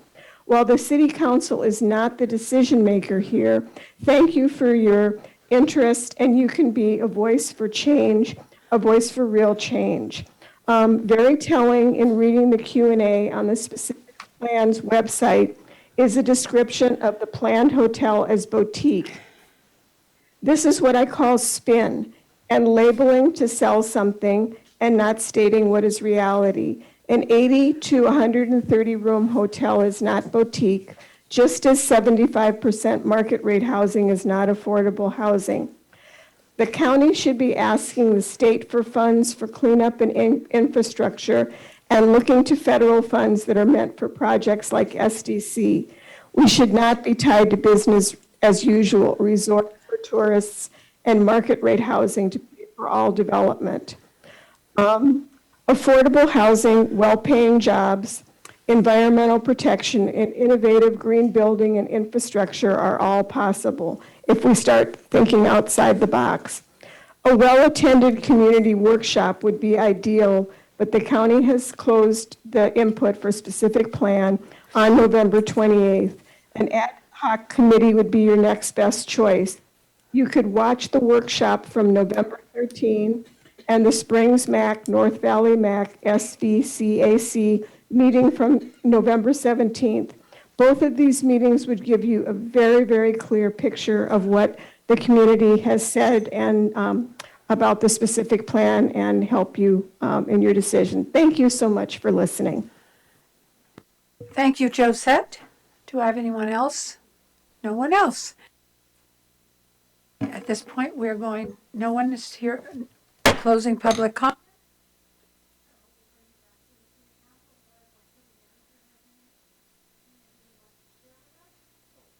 I think for a staff recommendation, it was schedule a special study session workshop to have a more focused discussion. I think in terms of timing, maybe that's something we could talk about briefly. It looks like, I think Brian or Mr. O may have said that the Board of Supervisors meets the end of January. I think they meet January 25th is their meeting. So under our timing, if the council thought it wanted to schedule a special workshop or study session and not have one in December, we would look at the second week of January. Then the council has a meeting on January 19th where it could officially adopt whatever comments and then submit prior to the Board of Supervisors meeting on January 25th. I think that's kind of the staff thinking in terms of when you would have a special study session or community workshop really to receive more community input. And the thought pattern being, when you get your community input, then based on that, council will be able to formulate an official position on the different policies, and then you consider that at your actual meeting on the 19th for distribution to the county prior to their meeting. But in essence, that was the staff recommendation. Although you do have regular meetings scheduled for December 15th and January, well, that's your January 19th meeting. You could obviously do it on the 15th too if you wanted to. If you wanted to provide comments this evening and then also do more comments on the 15th, So that's do a you feel possibility. December 15th is like striking when the iron is hot rather than waiting, or? It's really up to the council if you believe. So, for example, if the council actually wanted to provide some comments tonight, we could do that. What I would suggest is it's not agendized that way, but what we would do is we would take your comments, formulate it into a staff report for the 15th, and on the 15th, then you can get more public comment and then give us more direction to draft up comments to submit to the county. Okay, thank you. Well, I have a, or Mr. O. Did I say her name right? I'm sorry. So I love to say the words traffic model because I feel like I'm so smart. And someone brought it up, and I apologize who brought that up. But I want to know the traffic model, is that as it is now or the projection of a traffic model? I can give you just a Sure. sort of general answer. So we use the SCTA, the Sonoma County Transportation Authority model, which does project out. And so that is sort of taking into consideration, the development pipeline. It's the model. We actually, rather than have the consultant run the model, we employed our SCTA staff to do the actual work. Okay.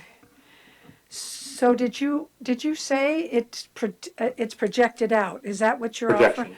Okay. Correct. All right.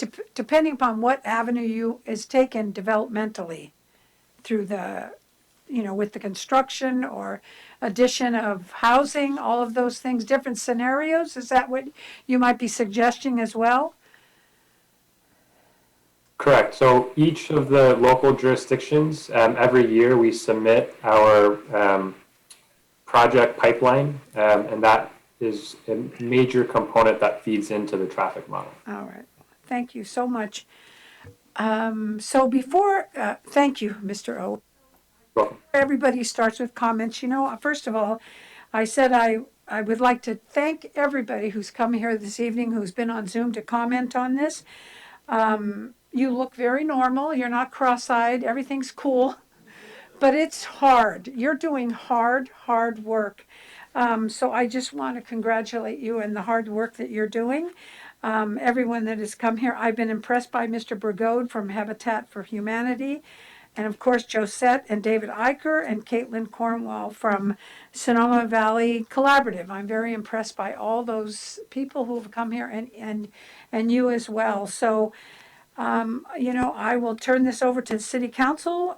This is big. This is probably the biggest thing that will ever affect this whole region. I'm appreciative that, Sandra, you have been attending these meetings. As I said, I attended them for a while, 40, 50 people, everybody was treasured. So I leave it up to you all who are the leaders in this. So, at this point, I have no questions, so I'd like to ask the council any comments or questions, or comments, I guess, and what you feel that we should be moving forward. I'm sorry to go first again, if you don't mind. No, Madam I Mayor. don't. I yield to Okay. you. You're the only one I know that's. And I hear the timeline from the city manager, and I have to say that I'm so anxious to get going on this that it's hard for me to want to do this, to have another study session, because I have listened to a lot, and maybe that's just my perspective, but it's been going on for a couple years now, and we have some proposals in front of us, And I echo the sentiments of many of the people who spoke today in that they're not acceptable in my mind to the future of that gorgeous property. And that it means so much to me that this is my number one thing when if you read the article in the paper, it's like, and it's not in the city. It doesn't matter. It's the most, as you said, Madam Mayor, it is the most important thing we'll do in Sonoma County in our generation is to create something on this property. And to that end, I want to commit myself to all the resources I can possibly pull in to try to make it work. I'm very much disappointed at the use of the hotel as a monetizing portion of the property. First of all, it's not even that great a monetizing venture.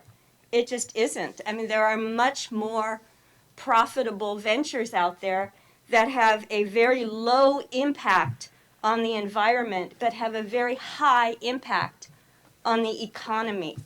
And we can't take a place that once was the greatest employer in the area, providing livable wages, benefits, and retirement, and supplement it with hospitality industry jobs that do none of those things and exacerbate our traffic problems, our housing problems, and and God bless the people in those industries, and I struggle for them and I represent them and I want them to do well, and I'm not against hotels or any of that. It's just the wrong thing for that place. And I think we have to say that. We're the only municipality, elected people in this valley that sort of deal with these issues. And I think that the Board of Supervisors needs to hear from us loud and clear that not only are we not happy with that proposal, but that we are committed to help make the proposal better. Because it's so easy to throw stones at something. It's so hard to take those stones and build something. And I would like to be part of the building and the future of the Sonoma Developmental Center. And I use this word a lot when I talk about it, and that is the word worthy. What goes there must be worthy of what happened before. Those people who were the clients, those people who were the caretakers, those people who cleared those trails deserve the beauty and the continuation of that effort. That place was given to us by the state of California to deal with the most fragile people in our state. And we can't turn that over to what did someone call it? A boutique hotel. That is not worthy of the memories of those people or worthy of our state. It means that much to me. People have told me the story of their brothers and sisters and cousins who lived and died in that place. Let's not forget them. They were their relatives. And those people that dealt with them and helped them and cleaned them, they were the true heroes of that area. All of that being said, we have to put something there that makes some money. I'm a realistic person, but I think we can do that. I look at what happened to the transformation of the Presidio, of Treasure Island, of the Bayview Hunters Point area. I see every single day the ability to transform. And while I agree with the brother that mentioned the keeping it public, nothing would please me more. I'm a public person like that. But you know what? We have to be practical, and perhaps we can find something that meets our needs. So to that end, my ask would be, I would love to see if there's any consensus on the part of my colleagues here to send a message that we keep working on what that economic generator is, and that it's not a hotel. Continue to work with everyone. including Mr. O and all of the people, and see if we can, you know, twist some money out of the states and feds. I've done it before. I'm not saying I'm going to be successful, but you know what? I'm willing to try, you know, and I can be very persistent. So I want to just close by saying thank you for the indulgence. I feel very passionate, obviously, about this issue, and not always am I so inclined. But it means a lot to see the Glen Ellen community here and to feel as one community in Sonoma Valley, and to be able to sit here in the city of Sonoma and say we care about everyone in this valley and we're going to do our best to make the best plans for everyone. So that being said, I would like to respectfully not wait too much longer to be able to write a letter to the Board of Supervisors asking that we roll up our sleeves and see if we can help them create really Plan A, because I think these plans should be X, Y, Z. You know, to plan something that we can all agree on. And I know we're not going to agree on everything. I know that. But I think we should try. And I don't think we should wait, because that date is just looming. Anyway, that's my speech. Mr. Farmer?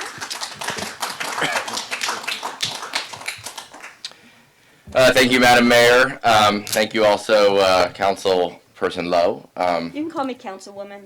My pronouns are she, her, ella. Okay, well, I will go with Councilwoman Lowe. There you go. Thank you. I was inspired by what you just said. I agree with most of what you just said.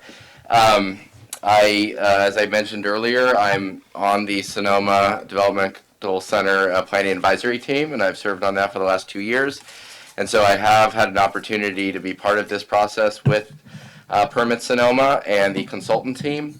And one of the reasons why I wanted to serve on that advisory team, and when I was appointed to it, I was just on the Planning Commission, was because I think you could make a case that I'm here in Sonoma because of the Sonoma Developmental Center. My great aunt, my great grandmother, they were Irish immigrants in San Francisco. And my grandfather, who was born in 1904, his youngest sister, had some challenges, and they brought her up to what was at the time called the Sonoma State Home. And that family came up via ferry and train, this was back in the 1910s. And their constant visits to the at the time Sonoma State Home, they fell in love with the Sonoma Valley and eventually moved up here in the 1940s. And so we've heard from many people in our community how important the Sonoma Developmental Center has been for our valley for generations, and I would argue that I'm here because of it. A lot of people say it's a once-in-a-generation opportunity, and I would agree. I would almost say it's a once-in-a-century, once-in-a-multi-generational opportunity, and so we do have to get it right. And as Councilwoman Lowe earlier said, and as people from the audience have said, obviously this is not in the city of Sonoma. We really have no authority over this, but the Sonoma Valley, in my view, is one community. It's one reason why one of our council priorities this year is to discuss valley-wide governance. And what happens at the Sonoma Developmental Center will impact the city of Sonoma, and we're all one town, we're all one people, we all go to the same schools. And so I do think this is a very appropriate forum to continue to discuss these issues. So, in my view, two things can be true, and this might be a little interesting, but stay with me. I personally think Permit Sonoma, and especially Brian O. and everyone at Permit Sonoma and the consultant team has done an excellent job. They have, in my view, performed what they were asked to do very well. But the state asked them to come up with a plan that was financially feasible, that forced a potential developer or a potential entity that would acquire this property to right off the bat spend over $100 million in infrastructure and historic rehabilitation. And that is very difficult. And so they did, in my view, what they were asked to do. And so if you have a problem with these alternatives, which I could completely agree, I agree with most everyone that spoke today from the audience. I really liked what Councilwoman Lowe had to say In my view, the issue is not with Permanent Sonoma and is not with the consultant team, it is with the state. The state of California, who, as we discussed earlier, has a $30 billion surplus, wants to get this land off their books, and they want to find somebody to take on all the liabilities. And in order to do that, to make something financially feasible and attractive to someone where they're going to want to acquire that, you are going to have types of land uses that may not be appropriate, and scale and mass. And so the question isn't whether these alternative, I mean, they're sort of two separate issues here. And so really, in my view, the issue is with the state. I really like this idea of the Eldridge Trust, as Councilwoman Lowe discussed earlier. I think the Presidio Trust is a great model. I think everyone loves the Presidio, and I think what has happened there over the last 25 years serves as a template and a model and inspiration for what could happen at the Sonoma Developmental Center. But at the Presidio, and I'm just reading this from Speaker of the House Nancy Pelosi's website, it says, when the Army closed the Presidio of San Francisco, Congresswoman Pelosi led the fight to preserve the Presidio for the people of San Francisco against those planning to sell off this treasured asset to the highest bidder. After years of work, Congresswoman Pelosi passed a law creating the Presidio Trust, a public-private partnership with the goals of preserving the essence of a national park and providing a cost-effective structure for the taxpayer. But here's the important part. Pelosi secured nearly $400 million in federal funding for the transition and environmental remediation under the Presidio Trust Act. And under the Presidio Trust Act, Pelosi secured an additional $326 million in federal funds directly to the Presidio Trust. And so with this giant state surplus, with, in my view, this sort of once-in-a-generation, once-in-a-century opportunity to transform the Sonoma Developmental Center, I guess my question is, who is our Nancy Pelosi going to be? Because we do need a champion to go after those funds, because the only way, in my view, to create that Eldridge Trust, which I think is a fantastic idea, we are going to have to find the money and the funds to pay for it. And so as a member of the City Council, I would certainly support any effort to support looking for those funds and finding a champion, whether in our state legislature or Congress, to secure the funds that I think we need to bring that, to execute that vision. So, thank you. Alder, do you have anything you'd like to share with us? Yeah, but it's probably been said by Councilmember Barnett. Yeah, that's true. No, but, in all seriousness, just sitting back and listening to this and hearing all the discussion on what's right and what's wrong, I think that the state has put us into a very difficult position, and I think we need to revisit the constraints that they've imposed upon us. On the one hand, the state has come down with significant housing mandates that they've imposed on the cities and the areas in this state, and yet they have not really stepped up to the rest of the challenge. They have in the SDC property a unique opportunity to do something worthwhile, to create affordable housing, to create an environment that they're trying to achieve with all the mandates that they've been imposing on us. And yet they haven't stepped up to produce the financial backing that is required to get this thing done. To ask the county to come up with an economically feasible plan is, to me, ludicrous when the state has the money to do it and the state has the ability to follow through with the mandates that they've imposed on us, and yet they sit back and say, well, get it done. I don't buy that. I think we need to revisit the constraints we're living under, get it changed, whether it's changed through a trust or it's changed through state and federal support. That that's the only way we're going to produce something that is worthy of what we should see on this site. And I'll leave it at that.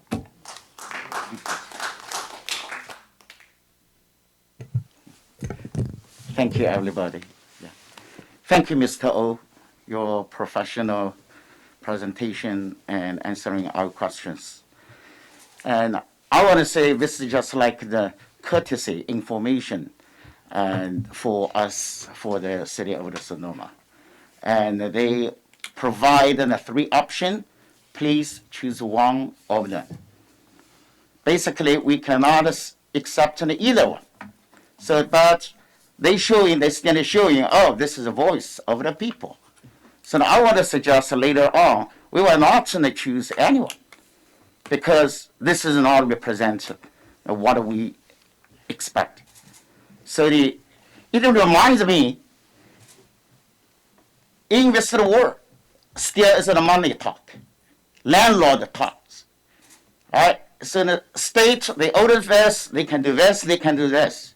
They treated us, for us, a little bit far away, just 10 miles and 50 miles away from Glen Allen, but you guys, just you're the neighbors. How they treat your neighbors? This is definitely damaged my American dream. When I don't know American democracy is not like this way. So maybe if I want to look at today's situation, 30 years ago, maybe I will not make the decision, move to America. And also, we are also in the practical.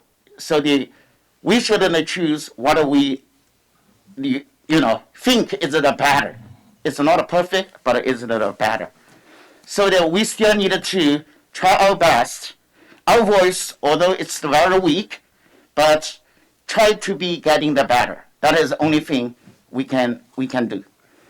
So because on the agenda, said, we need to choose either one.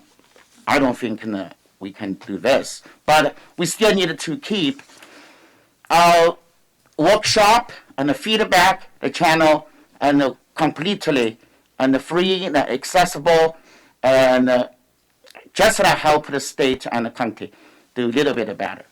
Thank you. Thank you, Vice Mayor. Well, I guess I'm the last one here. As I've said, you're the people, you're the people that are driving this. And Kelso, I apologize. I never recognized that you were serving on that committee as well. And Sandra, thank you. But, we have experts here. Jack here is a person who wants to raise money. And he has, gotten our city manager to change the philosophy of our slow Noma thing, and we appreciate that. He raised money from 10 to 50,000 till we can get a consultant who can actually give money to us and not the trickle down that we pray for all the time. So I appreciate that, Jack. And Bob, of course, you come from the Planning Commission. You're one of the renowned planning commissioners here, so I really appreciate that. But with the work that you have all done, I've been there.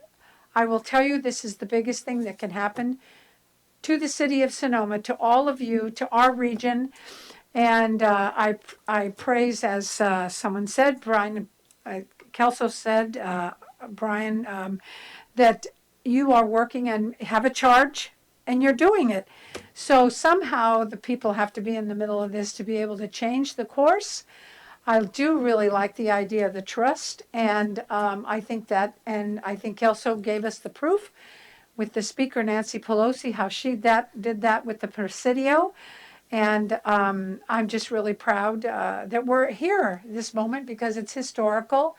So I'm really pleased about that. So, whatever is suggested, I really like the idea of the trust. Don't know what the possibilities of that being able to happen, but I think it's something that would really balance out what's being done and put the money where it should be. So thank you. So our city manager, where do you see what we're suggesting to you? Well, it sounds like to me that the council would rather sooner rather than later, which would then mean your next council meeting December 15th. That's what it sounds like to me. And at the December 15th meeting, again, that'd be another opportunity to receive public comment. And then at that time, then the council, we could make it so the council could provide formal feedback to include in whatever correspondence you'd like to submit to the county. One question for the council is, would you like us to ask the county staff again to participate or make a presentation, or just participate to listen to the comments? I think they should be here to answer questions, and I want to thank Mr. O for answering the questions. And I know I was a tough character tonight, and I'm really nice, but I had hard questions, and thank you for your very professional responses. But I think that it is helpful to have him here because there are technical questions that we might, but I don't think we need another presentation. Okay, so we'll call it a workshop. What we could do is within the meeting, we could have a workshop, or we could do it before, or would you prefer just at 6 o'clock? Yeah. Okay, so keep it 6. 6 is fine. We could structure it so it's a workshop. I'll have to ask Mr. O, or a rep from the county is willing to participate, because we need someone from that county to I answer know. questions. I'll be nicer, I promise. If that's a possibility, then we could do that. Then what we could do on the regular agenda, have an item for the council then to take an action to submit comments to the county. So you have your workshop, get your community feedback, you can answer questions. Then when we go into the regular agenda, you'll have an item in which then you could take formal action to send comments. So we could do that on the 15th. That sounds like It that's sounds the great, preference. so we're moving forward out Right, of it this. sounds like that's Okay, the thank preference you. of the council. If I may ask a question through the chair, Madam Mayor, would it be appropriate, since I do have a couple of meetings set up, to just continue to, look for resources and so forth, perhaps to bring to the discussion on the 15th? I don't want to do anything that would be untoward, as far as my fellow council members are concerned. Is everybody okay with that? Would that be all right? Yeah, I think at a workshop you can come with whatever resources. Okay, But I so- think it's great you're letting the council know you may Right. do I that. just don't want to, as I said, Yeah, my patience is kind of not good lately. So I want to do something. And I have meetings scheduled on Friday, and I don't want to cancel them. It's the mask. It is. It's the whole thing. Well, yeah, maybe you can come to the next meeting with a couple $100 million from You know what? your friends and if the I state. do, I'll also, Yeah. believe me. Let's try, right? Thank you. So No, seriously. Thank Yeah. you. That sounds like Let's kumbaya to me. So I'm really excited. Thank you. Thank you all for coming. Thank You made you. your point, Thank you. and I think we share your, how you feel. So I appreciate your being Right. here. And then if we can thank Mr. O again Oh, for absolutely, attending. Brian. Thank you. I see you at SCTA. You're a valued part of all of that. So thank you. And for the people on Zoom, thank you so much for weighing in. And I think that, so at this point, I think I'd like to take a break because we have to go. I need some information. The Tuesday night market, will that take a long time? Can we do that and then take a break and go back to the SOS? Is that all right? Sure, with if the you all? council's willing to do that. Yeah. That's fine. Okay, we'll continue on then to 6.2. Oh, wait. So you want to take, so in other words, you want to say hold off on the 5-minute break? No, okay. Yeah. Okay, how about it was a little confusing. Okay, so it sounds like you'd like to move forward with, Yeah, do the, Sure. are you all okay to do and then the take a break. market? Perfect. I trust anything you say, Lisa. I know she'll move us through this. That's great. That would help Lisa, so she doesn't have to stay a Thank whole lot you. longer. And Okay, then we'll take a break. item 6.3. Thanks, Brian. Okay. Can you hear me okay? All right. So good evening, Mayor and City Council members. Tonight, we are requesting that City Council adopts a resolution approving the conditions of operations of the 2022 Tuesday night evening market season. The market operations team, comprised of myself, Mark Bodenhammer from the Chamber of Commerce, and our independent contractor, Jerry Wheeler, are looking forward to the 2022 market season and are eager to start working on next year's farmers market. We plan to build on the success of the 2021 market. Included in your meeting packet is a wrap-up of the 2021 market season. I'm not going to go back and review everything, but I do kind of hit on some of the points in my presentation here. The 2021 market season had its challenges. 6 weeks into the season, the state of California's Public Health Department relaxed the restrictions on outdoor events on June 15th. And we were ready to go with the transition. If you all remember right, 2021, we started off with a very modified market with mostly farmers, a few artisans, and a handful of packaged food vendors. And then all of a sudden, we got this notification that we could go back into our community event. And we acted quickly, brought the music back, and brought back some of our prepared food vendors. And we were really excited to be able to do that. And I think the community appreciated that opportunity to have the music back and the entertainment with the market. So we will continue to monitor the public health requirements moving forward into 2022, and we'll continue to implement any new restrictions as necessary. We don't have a crystal ball, but we're expecting to continue to be in an open to see a continuation of special events, outdoor special events, with very few restrictions. So in 2022, we will adhere to the policy goals and conditions that are included in your packet as Exhibit A of your packet. It is a red line document that I have gone through and just updated. It's really the 2020 goals that were approved back in, I think it was December of 2020, or 2019. So there's very few modifications, but I'd like to just highlight a few of them that are kind of changed. We updated the status of the creation of the vendor rules. Those were done back in 2020, and then again updated in February of 2021. Other changes that you'll notice is additional hours of security. This year, we are increasing our hours of security for the market in an attempt to hopefully persuade the individuals that like to hang out at the Casa Grande parking lot after the market to kind of carry on and move along after the market. So we are extending those hours until 10 o'clock each Tuesday night. And, it was an additional cost, but we felt that that was something that we should bear in our budget. So we did remove the code enforcement requirement from the goals and the conditions of operations. It was really difficult to implement in 2021. We have a really reduced resources in our code enforcement department, and they work pretty much set hours, and anything over the 5 o'clock period of time becomes a little bit more of a hurdle to overcome as far as getting staffing there. So in addition, we did include a new policy moving forward with beer and wine stall fees and beer and wine vendors. So we are proposing to increase the stall fees for the beer and wine vendors by 10%. So in the past it was 10% of total gross profits, and we're looking to move that up to 20%. It's one of the most profitable vendors at our market, and with it comes a lot of additional expenses that we incur. So we kind of felt that that was kind of a fair thing to do, kind of burden them a little bit more to help pay for those additional costs in security and enforcement. So new to the 2020 market season, just to highlight a couple things, we will be moving back to maximizing the footprint of the market. We're looking to doing that in 3 different ways. One, we are looking to increase some healthier choices in our prepared food options,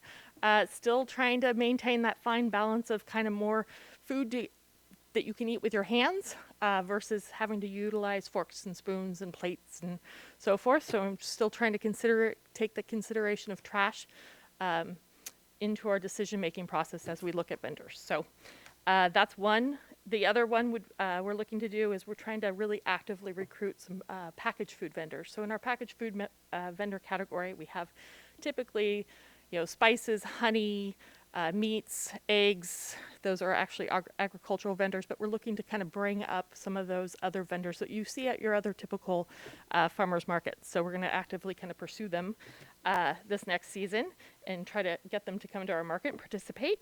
And then we will be increasing the artisan booths as well this year and trying to get a wider breadth of items for purchase. So last year we had a lot of jewelry. So we're kind of looking to include the number of booths that you're going to see at the market in 2022. Our goal is to double the EBT match to $20 this year, taking it from 10 to 20. This is a real big benefit. It benefits not only the farmers because people spend more money with them, but it also goes back to helping those individuals that really do need the most help in our community. So we thought that that was a really great idea. And there's actually some grant money out there, and we're going to be trying to apply for some grant to help subsidize that program. We're going to continue to build on the success of our emergency preparedness event that we co-located in September. September is typically emergency preparedness month. This last year we had a breathe event. I should say this year we had a breathe event, and we'll look to kind of expand on that and maybe even add more events the month of September to coincide with emergency preparedness and education for our community. See what other items. Oh, we have some key messaging that we'll be focusing on in 2022 with the marketing of the event. Very simple.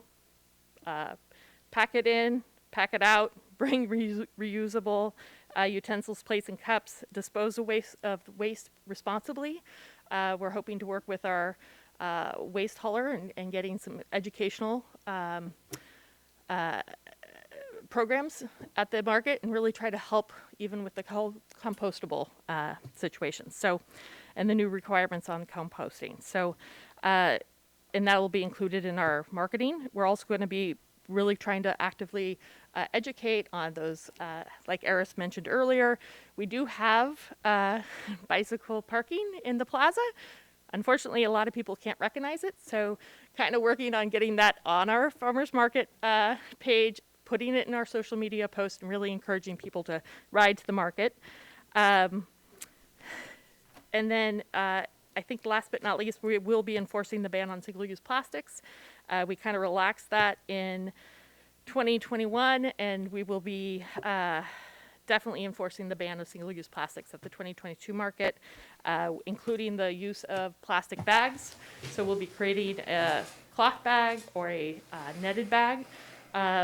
And it will be available for a very small fee, but at least that will reduce all of those plastic bags that you see at the market.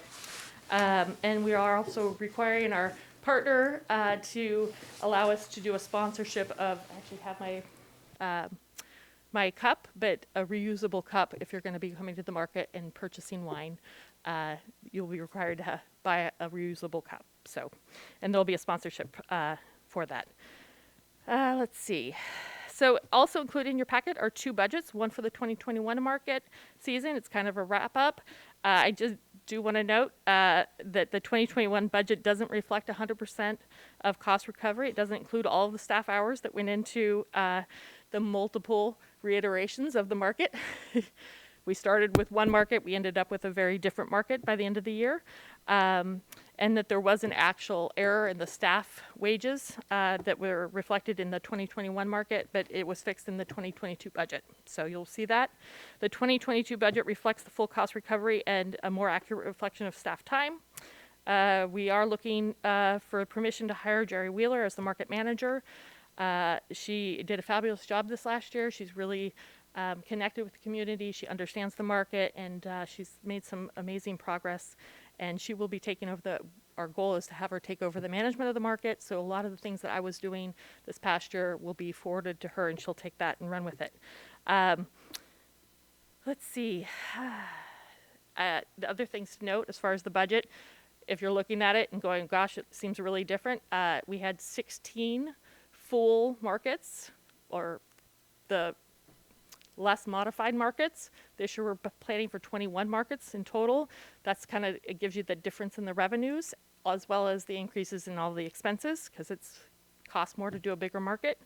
And we'll be actively, like I mentioned earlier, seeking sponsorship revenue. We have a program in place. I have identified entities that I think really should be sponsors of the market. It'll include the cup, it'll include the bag, the music sponsor, and looking for a clean energy sponsor to help us cover the cost of the music as well. So looking at some really refined sponsorship packages, and hopefully we can get additional revenue in sponsorships.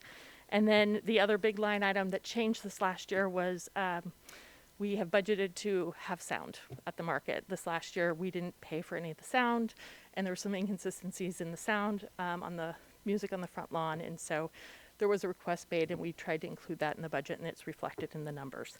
And then last but not least, I do want to note that there is a requirement for an ALS ambulance to be on site for the market each night, and it has to be fully staffed, and it came to a cost of about $10,000. And our Sonoma Valley Fire District has waived those fees, and is just a really generous sponsor and community partner, and we're really appreciative of that. So issues that we continue to kind of face in 2021, the enforcement of the single-use plastics. It takes personnel to do that. It's not the easiest thing to do. The enforcement of the no dogs in the plaza seems to be just a continual battle.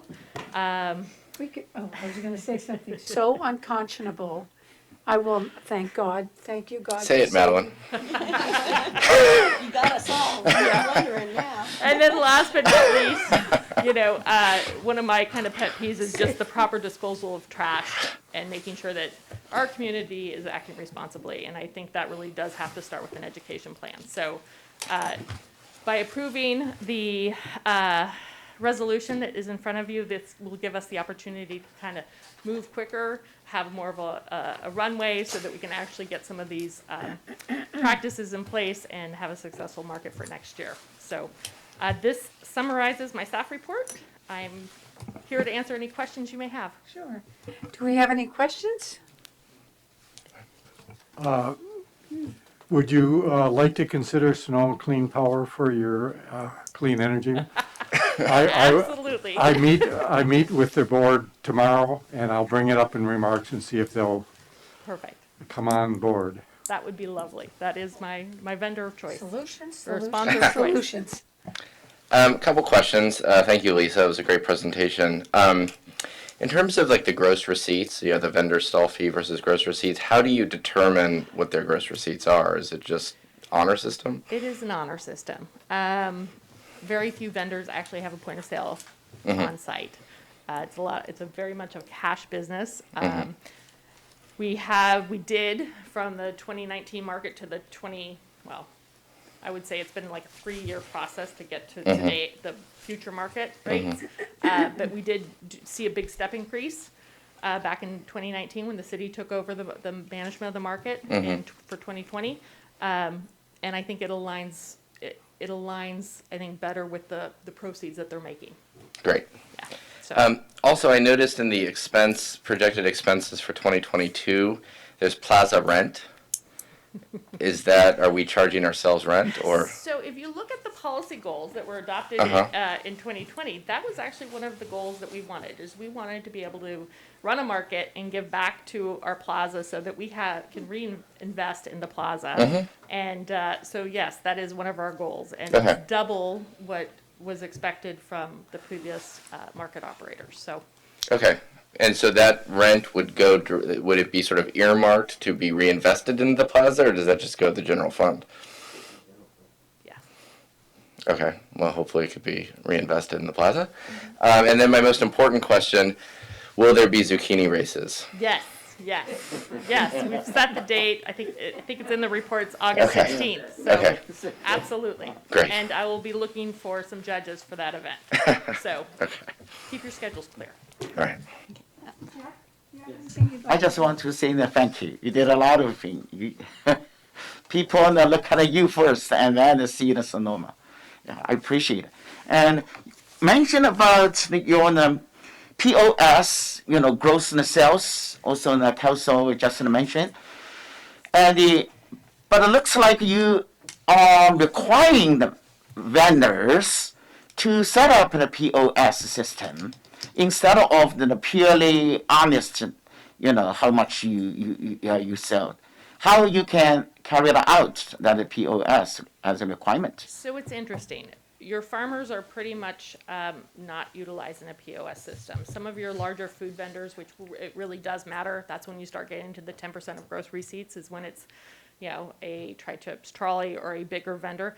Those entities actually do use a POS system. So you can capture it on kind of the bigger ones. The small mom and pop prepared food vendors, it's a little more difficult. It's a lot of cash transactions, and you know, it is the honor system, but we will try our best to make sure that they have them. They are checking a box that they understand that that's one of the requirements, and we will continue to try to move them in that direction. Yeah, I understand.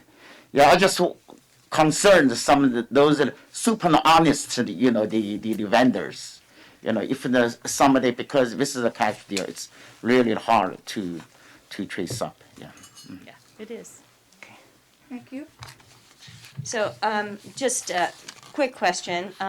Do you consider corn dogs healthy? Because I do. And I just wanted to make sure that we didn't get too crazy now. No, I think the vendors that you saw this last year will continue. I'm hoping they will continue to want to participate in the market. The corn dog vendor is one of our most profitable vendors. I was going to say, so, okay. Every time I go to going anywhere. Every time I go to the farmer's market, I always plan to do something healthy. And I do. I buy a corn dog, but I can't stop. Anyway, so thank you. This is great. Looking forward to it. So I'll move on to any public comments. I'll step aside.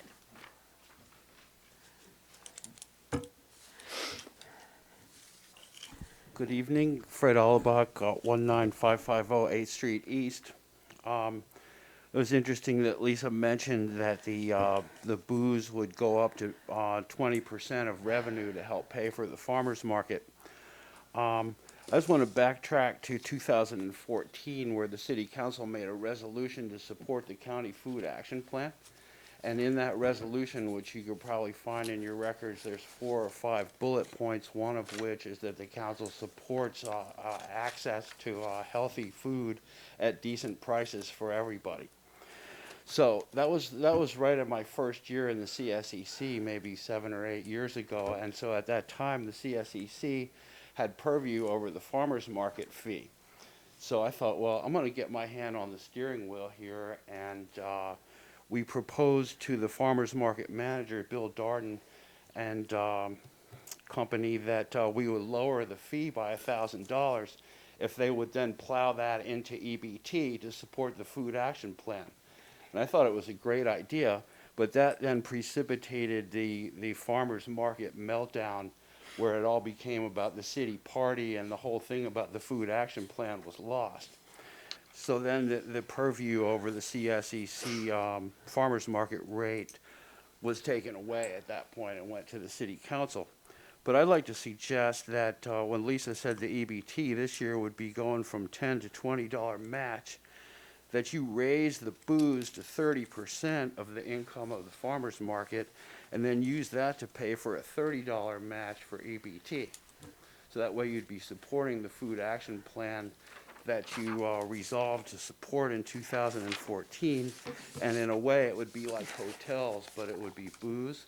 So you'd be using that to drive the price to pay for a social good like affordable housing. Well, thank you, Mr. Allebach. Anyone else from the public? Seeing none, rise. Is anyone on Zoom? No, Madam Mayor. Well, we're at the end of the race on this.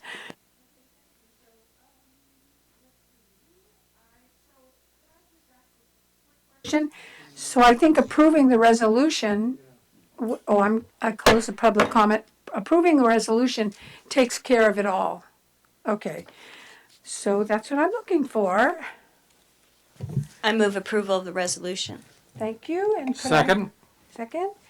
May I have a roll call? Councilmember Barnett. Aye. Councilmember Felder. Aye. Councilmember Lowell. Aye. Vice Mayor Ding. Aye. Mayor Agramonte. Aye. Motion carries unanimously. Thank you so much. So I think at this point we're going to take a break. What I'd like How's to your do. break? Pardon? Are you sure? So I'd like to take a break, and we have two issues left.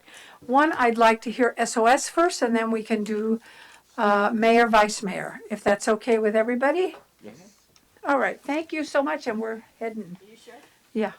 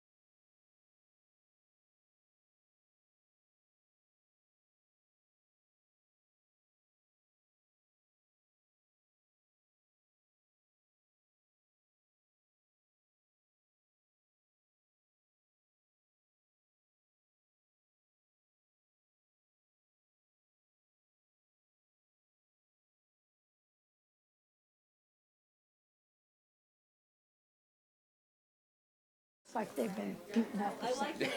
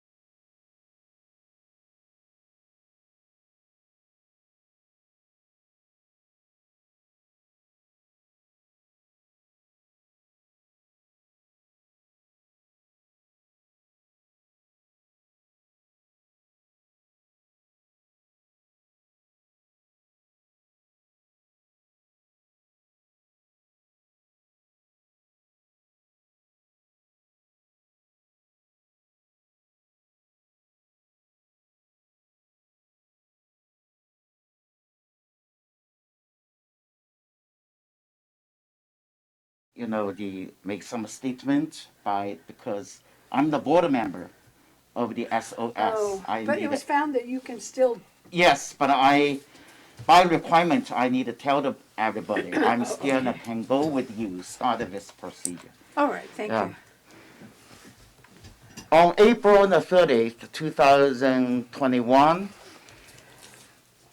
California State Fair Political Practice Commission sent our city attorney, Jeff Waters, a letter and stating, and Jeff Dean, as a council member, has no any conflict of interest, and the provision exists prohibit me from making any government decision with the SOS nonprofit.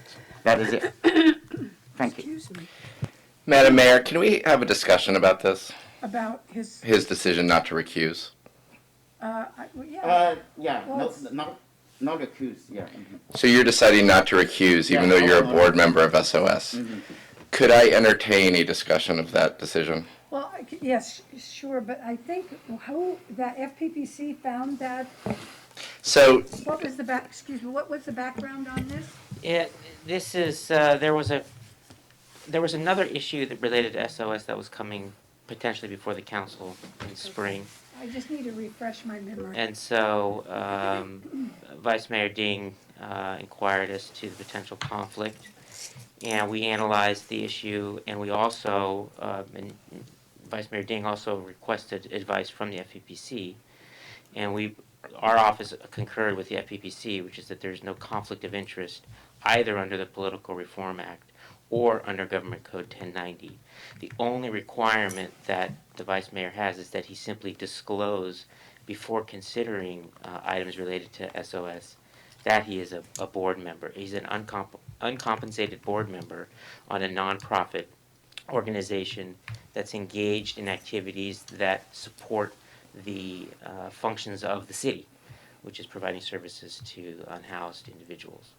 And as a result, there's no financial interest because he's an uncompensated board member of a nonprofit, and there's no Government Code 1090 issue because there's a statutory non-interest under the Government Code for board members on such boards. can you discuss Government Code 1090 more? Government Code 1090 relates to the contracting decisions that a local government makes. So it prevents a member of the legislative body from entering into a contract in which that person has a personal financial interest. So, for example, if you own a paper company and you are on the board of the city of Sonoma, on the city council, you can't sell your paper.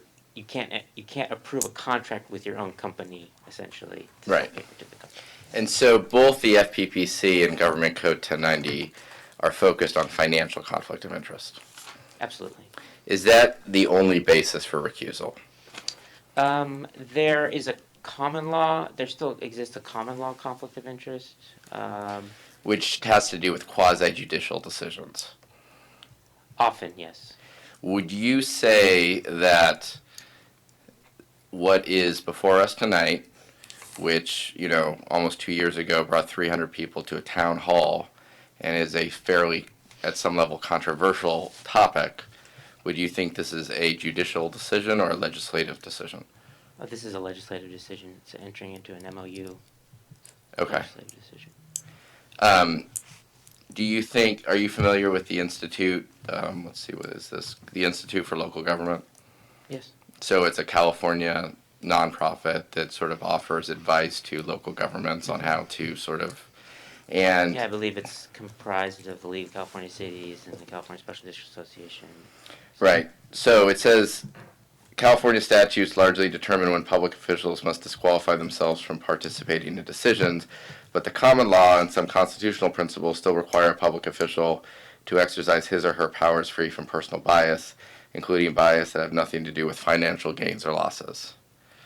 And so we have a proposal tonight before us that is offered by the executive director of a nonprofit who is governed by a board of directors that a council member hires the executive director.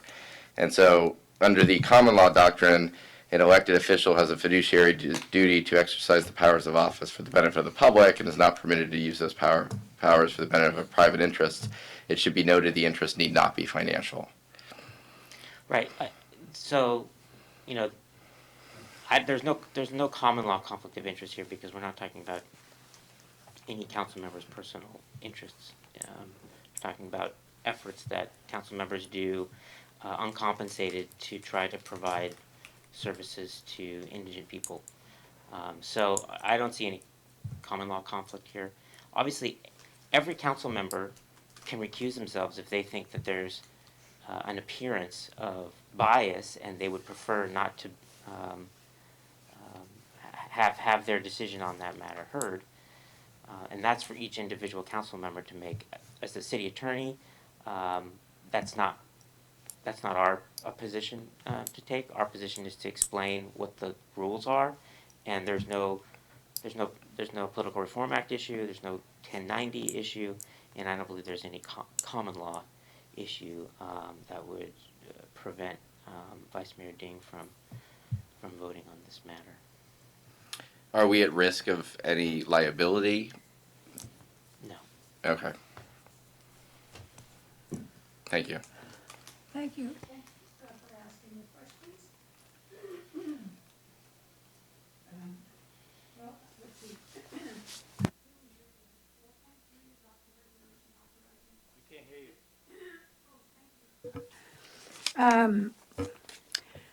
Adopt a resolution authorizing the city manager to extend the memorandum of understanding with Sonoma Overnight Support for the implementation and operation of a safe parking program for December 1, 2021 to June 1, 2022. Our city manager.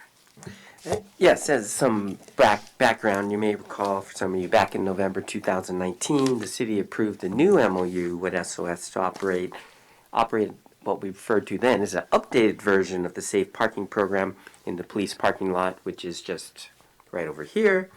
And the program included up to 10 total parking spaces that be available on a permit basis between the hours of 10 p.m.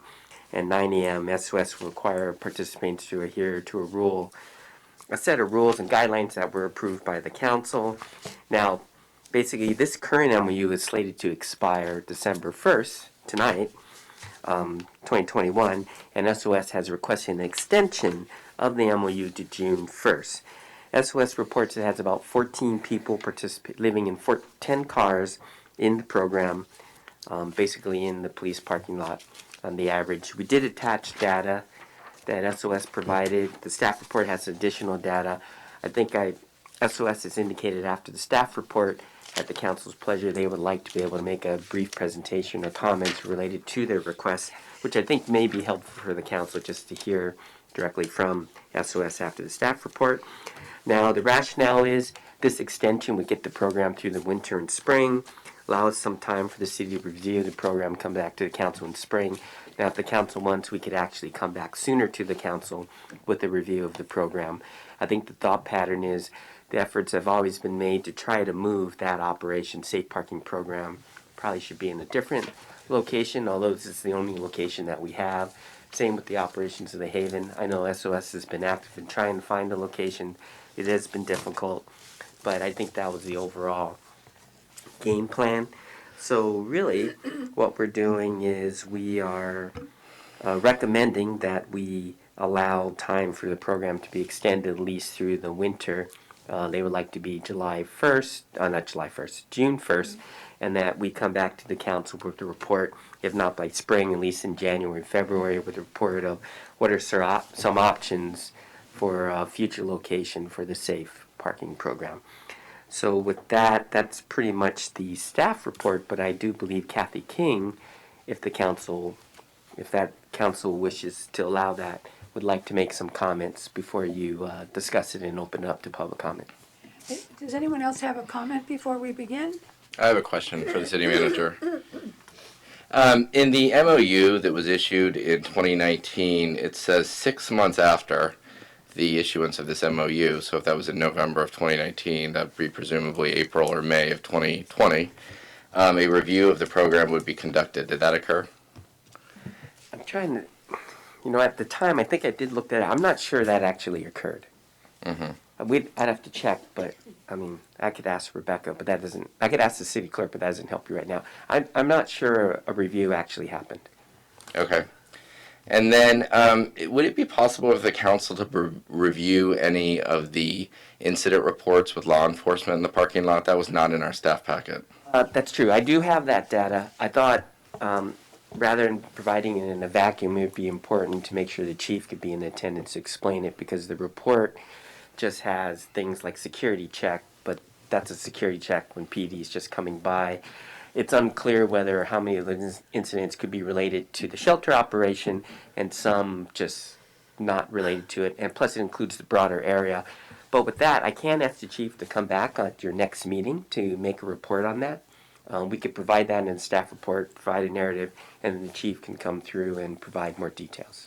Okay, and then finally, have you done any outreach? I'm sorry, I didn't realize, I think the chief's on the line. Okay. Oh, he's in Zoom. So I think Chief Rodriguez could comment then, if you like. That would be fantastic. And then my final question is, did you have any outreach with the Field of Dreams organizations or any of the sports organizations? And do you know when children are slated to go back to use those fields? So the specifics I have, and I just got some information prior to the meeting. Uh-huh. So my understanding is softball season starts typically the middle of March, maybe the second week in March. Uh-huh. It sounds like they start practices in February. I don't Mhm. know if they use all the fields for that. It sounds like when they start playing in the second week of March, they use 3 of the 5 fields. Mhm. February, it sounds like perhaps high school baseball starts practicing, maybe JVs, maybe if JV for sure. It sounds like freshmen just depend on if there's enough people for a freshman team. And it sounded like maybe some pitching in January for softball and maybe some practices in February. Okay, so February, March, basically. February, March. It sounds like the season actually starts second week of March. Okay, thank you. Where are we now? Okay. Okay. No one else has anything they'd like to say? No. Okay, I guess we'll go. Where were you talking So about, Kathy? I think what we can do is perhaps let Kathy King make some comments, and if you like, Chief Rodriguez is available by Zoom to perhaps answer Councilmember Barnett's question. Oh, Kathy King. Thank you. Hello, am I on now? Can people hear me or see me? Hear you. You can hear me? Can you see me? No.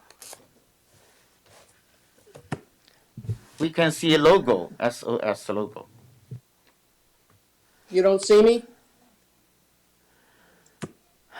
Okay. I'm not sure what's happening, but I will prevail here and talk. Hi, Kathy King here. I want to make a statement. And they're saying I'm not a panelist, so I don't understand now what's happening. We can hear you. So this is how I'll make the presentation, correct? Yes. So Okay, way to improve. so I'll just do a little backtrack. SOS has been Come on. SOS has been serving the homeless and the hungry since 2003. Kathy, wait a second. Kathy, I'm sorry to interrupt, but I think we're trying to fix this. Okay. I've been on since 6.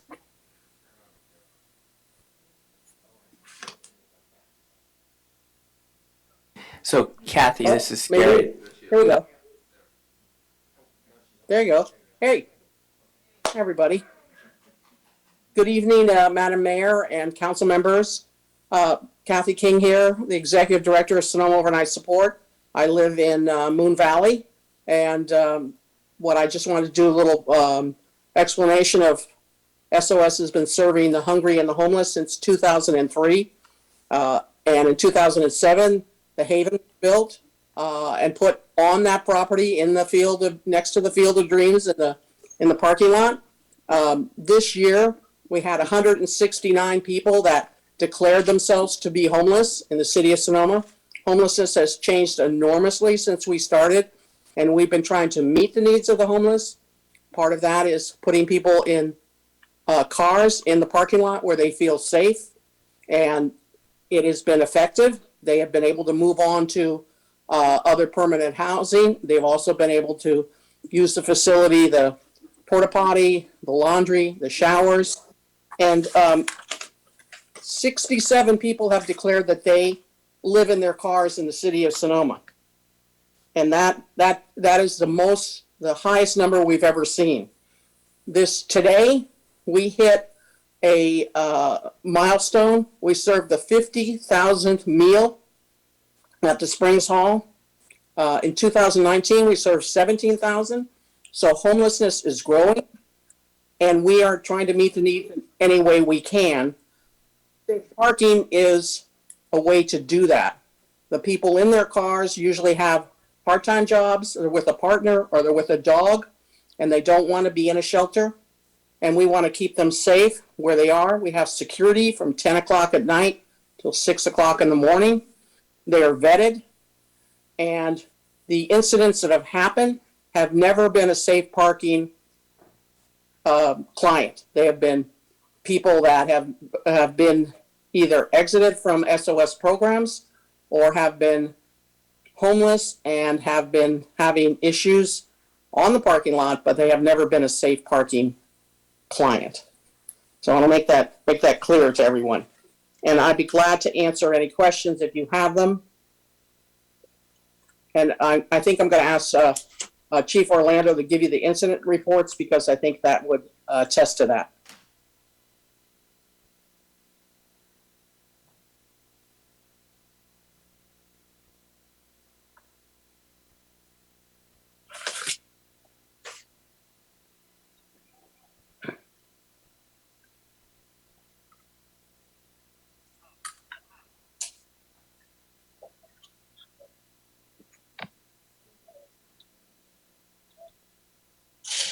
Chief Rodriguez, you can go ahead and speak whenever you're ready.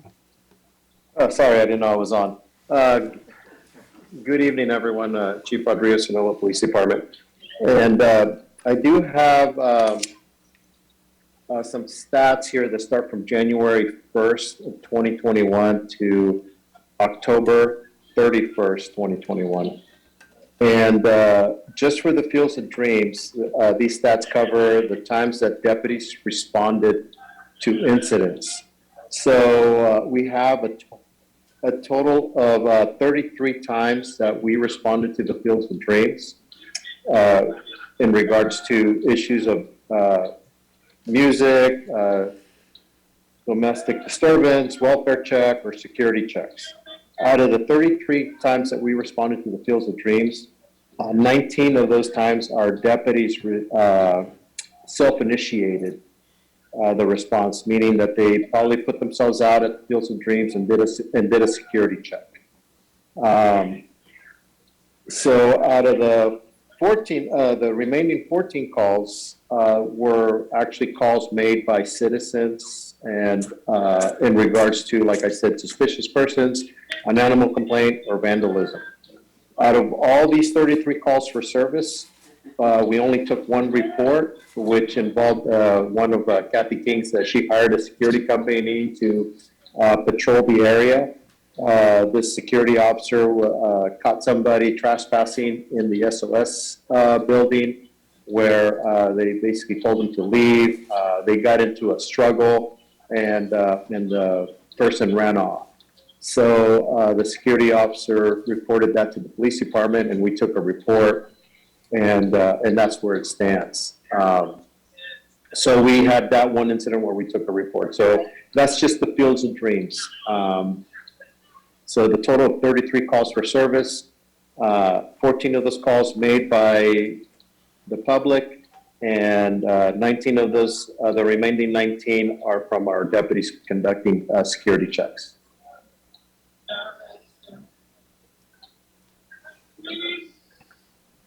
And I'm open for questions if you have any. Thank you. This is Kelso, Chief Rodriguez. Is the police station staffed at night? I mean, don't two deputies, from what I understand, two deputies sort of patrol Sonoma? Like, there aren't police on premises at night, correct? Yes, there's two deputies at night throughout the graveyard shift, yes. But they're not stationed at the police station. They're generally patrolling the city.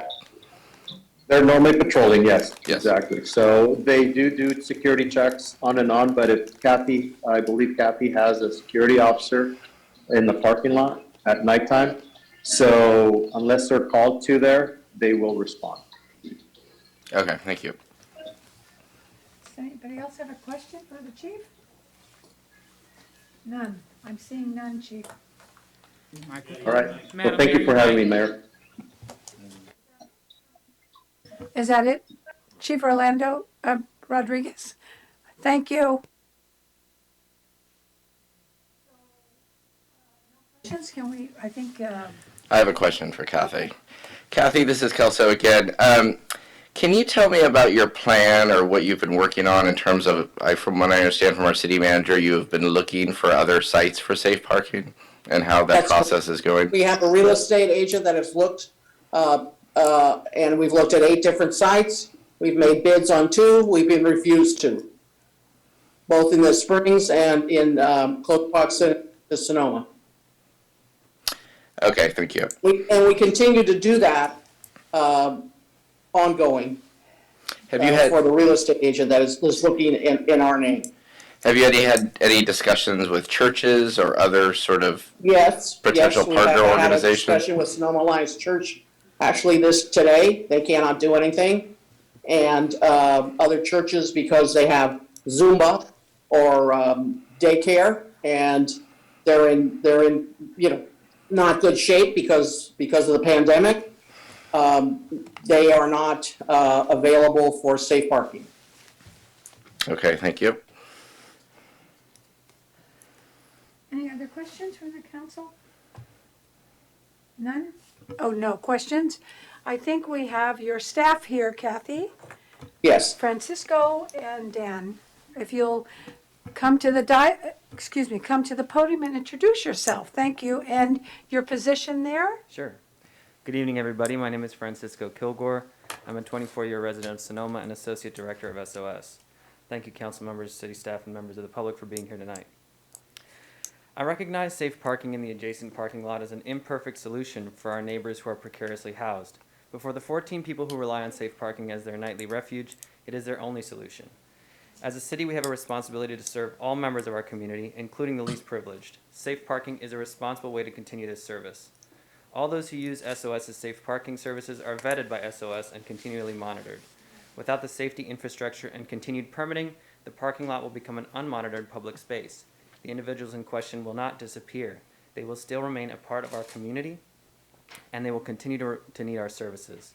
Eliminating a place to safely park without offering another location will make their transition into permanent housing both more time-consuming and more difficult, prolonging their situation and adding significant challenges to their already precarious lives. The safe parking program is an essential part of keeping our community safe. Thank you. Thank you, Francisco. Dan, would you like to share anything? Sure.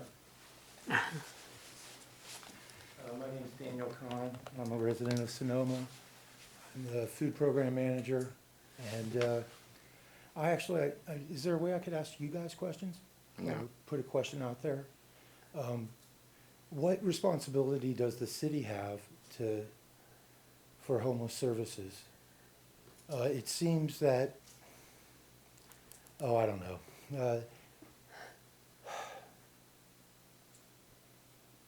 I agree with Francisco that without safe parking there, where's it going to go? It's going to stay there. And what happens when somebody pop opens a tent and calls it an encampment? I'm pretty sure that nothing can be done then, like legally. I'm pretty sure I've heard the police chief say in the past that there's nothing that he can do. So it seems, like he said, an imperfect solution to a problem. Thanks. Thank you, Mr. Khan. So, let's see, I know from, my, closing, was that public comment or no? I think that was just part of the SOS presentation, but unless you have further questions, I suggest you go out for public comment and then have council discussion. Oh, all right, are there people, okay, I'm opening up for public comment.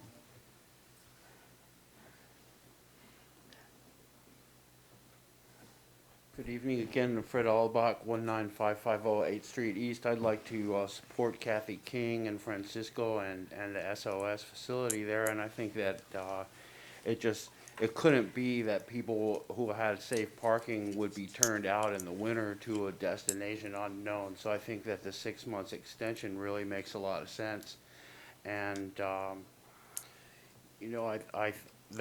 why did the Haven go there if they can't have facilities there? It seems like that I don't know how that could become a problem there to serve the folks here that need it, and the city put the facility there. So it seems like that that I would suggest just really trying to own this issue. Like Kathy said, it's an issue on the rise, and it wouldn't be right for Sonoma to externalize that someplace where you put people out on the side where they're farther away from any human contact or services. So I would hang on to the SOS until you got a lock-safe place that's in the center of town and not out on the edge of town. Thanks. Thank you, Mr. Allbach. Anyone else? Oh, do you have, I'm sorry. Pardon me. Okay, I'm Judith Walsh. I live at 18953 Viewcrest Drive in Sonoma, and I'm a member of the SOS board. And I am basically echoing what Francisco and Dan said. The city does have an obligation to its homeless residents, and most of SOS clients do self-identify as Sonoma residents. And if the city doesn't, SOS is the operator who is doing the homeless services on behalf of the city. And if safe parking is ceases as a result of your actions, there are going to be 14 people who will be, during the winter, out in the cold with no other place to go except out on your streets, and it's and unmonitored, and the situation is just going to be worse. Thank you. Thank you very much. Do I have anyone else who would like to step forward? Seeing no one. You have anyone on Zoom? We do, Madam Mayor. We have Chief Rodriguez has his hand raised. All right, thank you. Thank you, Mayor, for having me. I just want to echo what the last person that spoke. I get a lot of complaints of people parking in the streets, park in front of their homes. And, and our CSO goes out there and he goes and marks vehicles for 72-hour parking because that's what the law requires. And if people don't have a place to go, they're going to be parking in front of people's homes. And there's no control when you park in a public street. The only control we have is tagging their car for 72 hours, and they're allowed to park there for 72 hours. Then after 72 hours, they can leave and park again in the same location or maybe further up the street, and the problem starts all over again. So having them in a location where we can monitor and where we can impose a little bit of rules, I think goes a long way to help everybody in the community. I think it's a good thing to have SOS. I think it helps us in law enforcement, where Kathy and I can monitor. She sends me reports. We know the people who are supposed to stay there. And I think it gives us that latitude of a little bit of control. Thank you, Mayor, and thank you, City Council. Thank you, Chief Rodriguez. Okay. Yes, Kathy King would like to speak again. I just have one more statement, and that is that 93%, we do intake on everyone. 93% are from Sonoma and Sonoma Valley.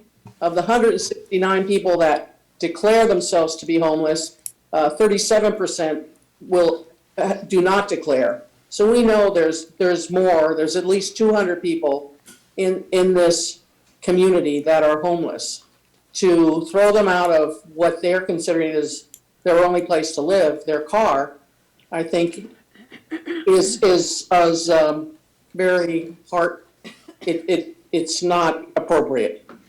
They have no place else to go except their car. Their car is their last bastion of holding on to whatever items they have and whatever safety they feel. So they are the most likely to transition into permanent housing because they do have the showers there, they do have the laundry, they do have the porta potty.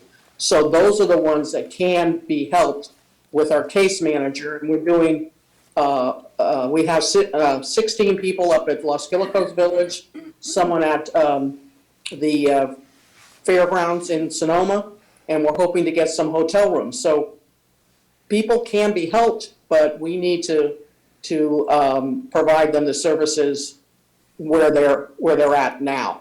And it's not going to go away because we say they can't park in that parking lot. It will get worse. If we don't monitor it, then it's a free-for-all. Thank you. Thank you, Kathy. Madam Mayor, we have C. Landry has their hand raised. Okay, Steve Landry. C. Landry. Oh, okay, thank you. Hi, good evening. Can you hear me? Yes, we can. Okay, fantastic. Thank you. I just want to say thank you for taking the time. I'm going to go ahead and read something that I wrote. I'll try to be as slow and precise so you can hear me. Please let me know if you cannot. Good evening, Sonoma City Council members. My name is Katerina Landry, and I am a parent of 2 beautiful children in this Sonoma Valley. As a 4th-generation Sonoman, I am writing to express my opposition to the extension of the overnight parking in our Field of Dreams. Oh, yes? We can still hear you. Oh, okay. My apologies. The overnight parking in our Field of Dreams ball fields in Sonoma. I am in complete opposition of this extension. The use of the city's property for homeless services is incompatible with the primary use of the city's land, which was to be used as a sports field originally constructed in 1987. The additional uses came later and are ancillary to the designated use of the land. The police station and emergency shelter were constructed and permitted later, and both uses require a use permit to operate, which indicates the use may have potential impacts on the community that requires discretionary review by the city. As a result, it is the responsibility of the city to ensure that additional uses are compatible with the fields, not the other way around. The Haven does not meet the definition of an emergency shelter per SMC 19.92 or the approved operating characteristics required by the use permit. Sonoma Municipal Code Section 19.50.033, Emergency Shelters, outlines development and operational requirements for emergency shelters.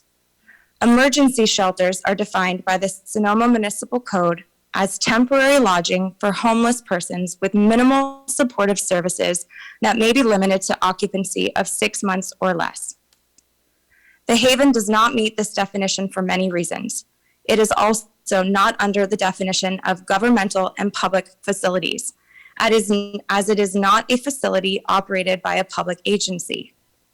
The use of the property for homeless services is not allowed by the zoning code and is incompatible with the principality permitted uses, which include parks and playgrounds, libraries, cemeteries, child daycare facilities, corporation yards, farmers markets, parks and playgrounds, recreational facilities, schools, public and private, and theaters and auditoriums.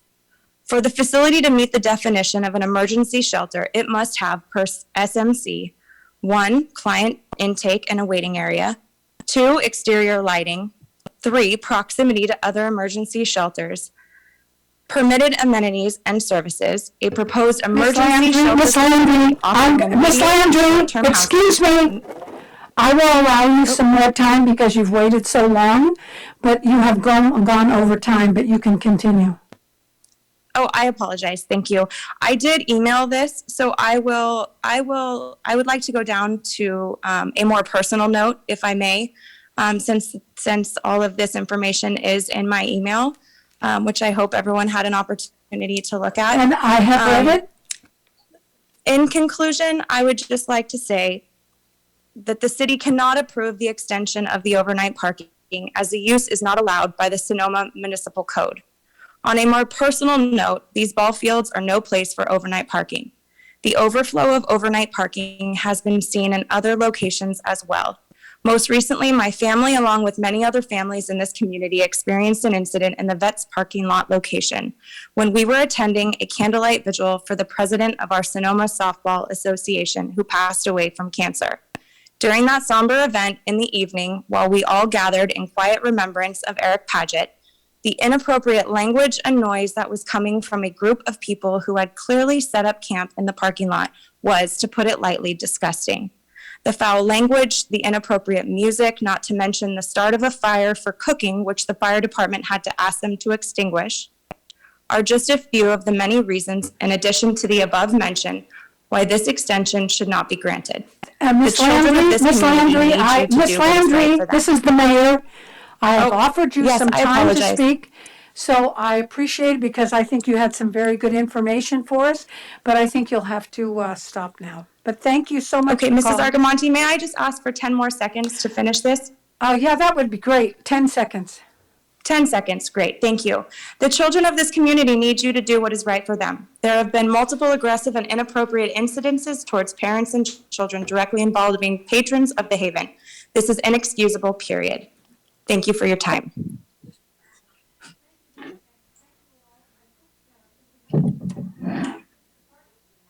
Oh, sorry, do we have anyone else?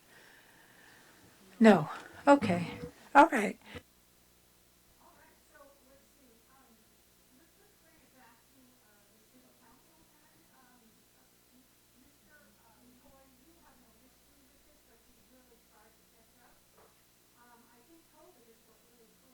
Shelter, but I'm not sure. Prior to making it, oh, sorry. COVID closed the shelter, and that's why it's now washing and whatever else they do, and parking. And I think they can take showers and wash their laundry. So that's some of that I understand. And I know that the county, up until now, has never given any money.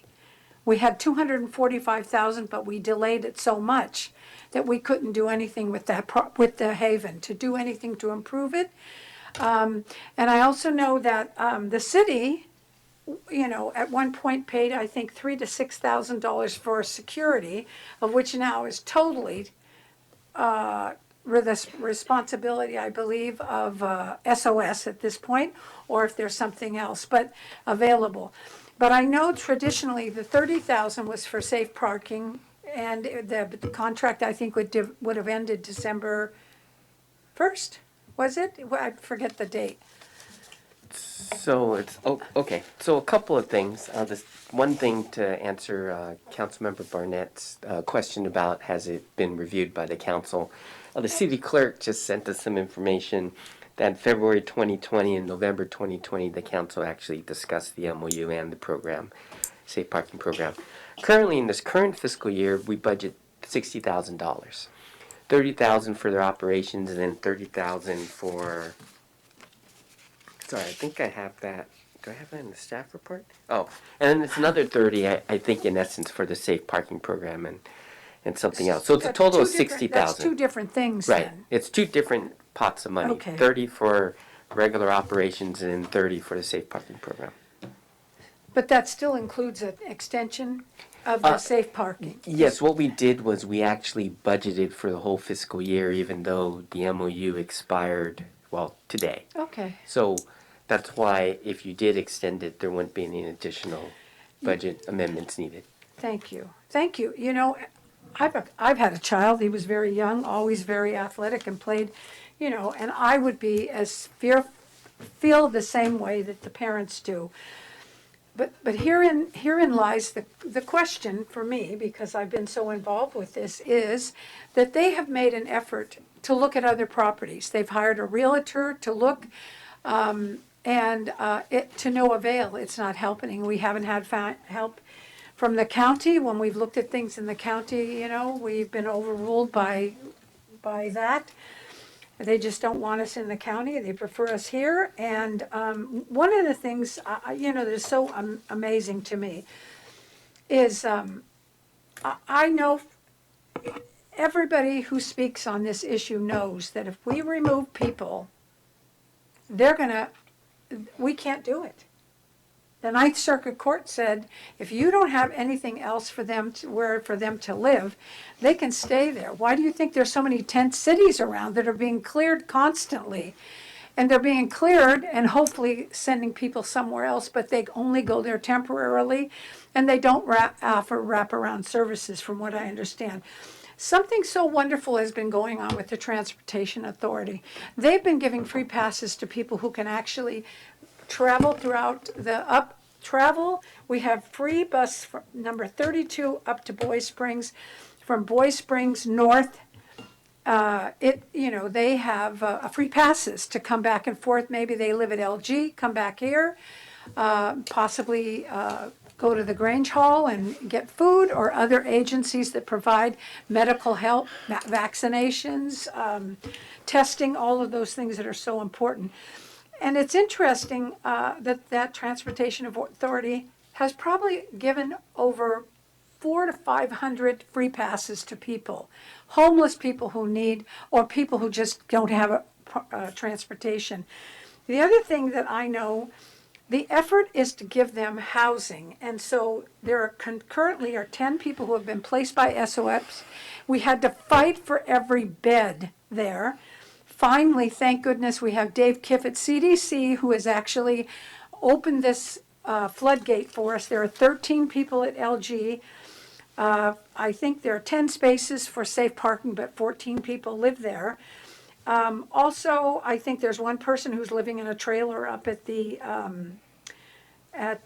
fairgrounds. And most recently, I hope you can stop me, Mr. Toy, but most recently there are vouchers available. And I don't know, I think that's already been signed and approved.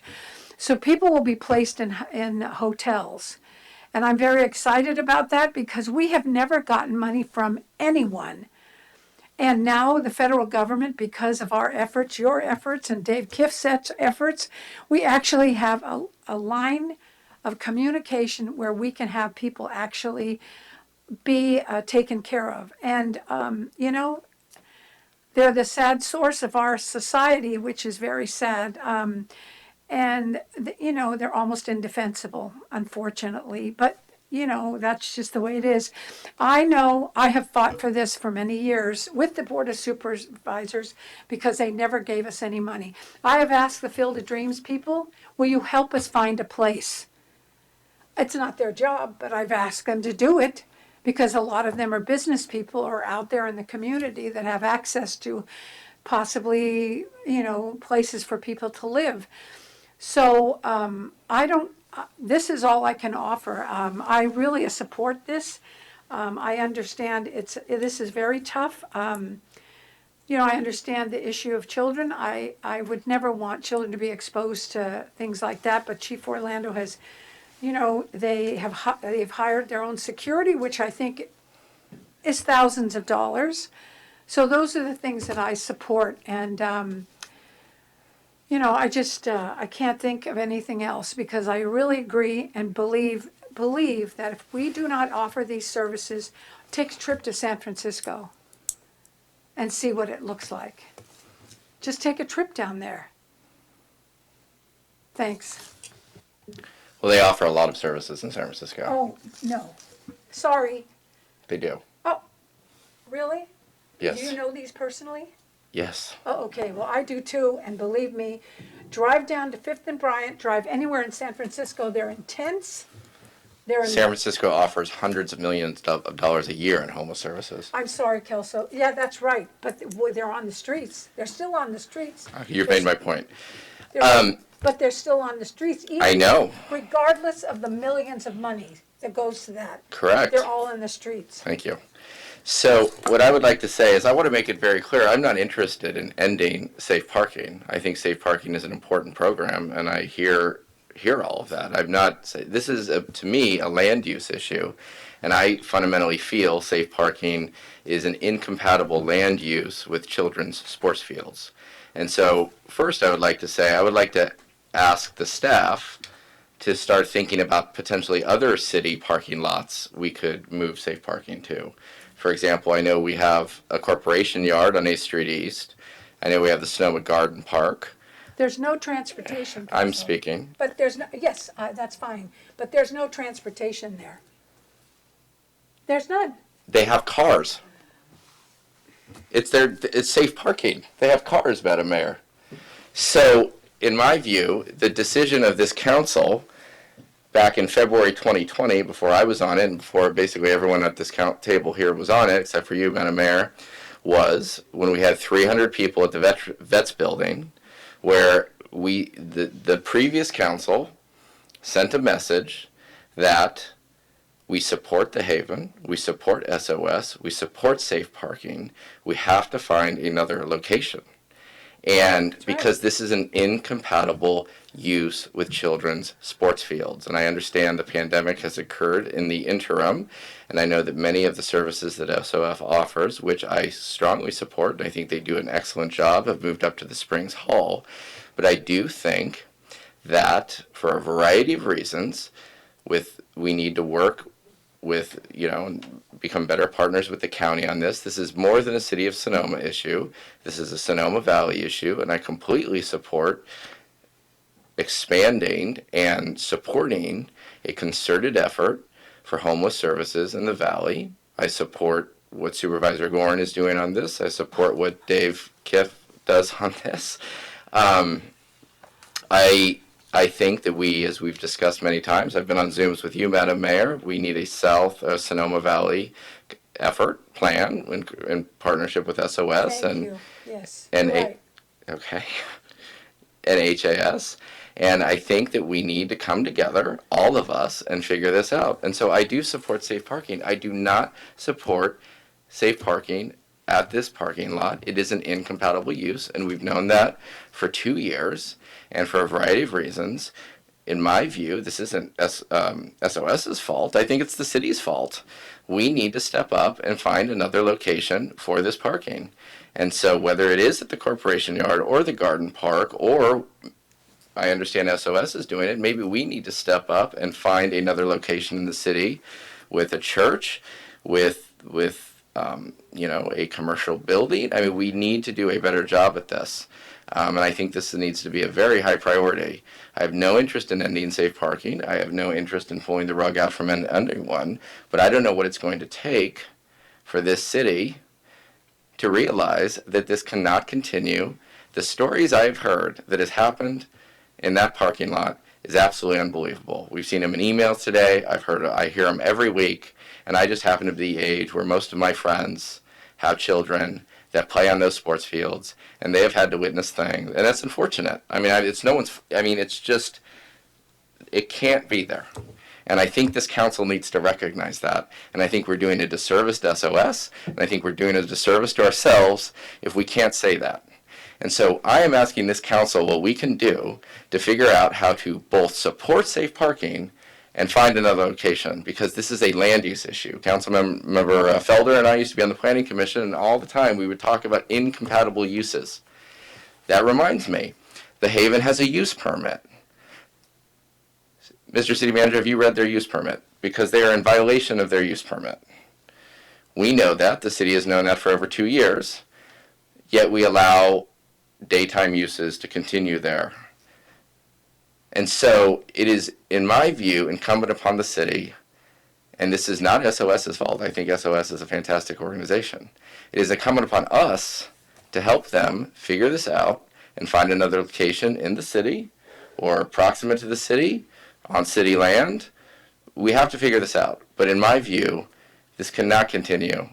And so what I would like to recommend to this council is to extend the safe parking program until February 1st or March 1st, until the sports leagues start again, and really figure this out and find another location so that can continue at another location in the city on, let's say, March 1st. And I think that's more than reasonable and fair, and I think that's a win-win for the clients of SOS and safe parking and for the kids of our valley that uses those sports fields. And I don't know how anyone could argue against that, quite frankly. Well, I will. Yeah, you will. So the extension goes to when? I think that's what The Council. requested extension is to June 1st. I think Council He's Member saying Barnett March. saying either February 1st or March 1st. Okay. Well, Council needs to continue its discussion. But I will say as staff, we believe the program is a very worthwhile program, same as everyone else does, and it needs to be somewhere.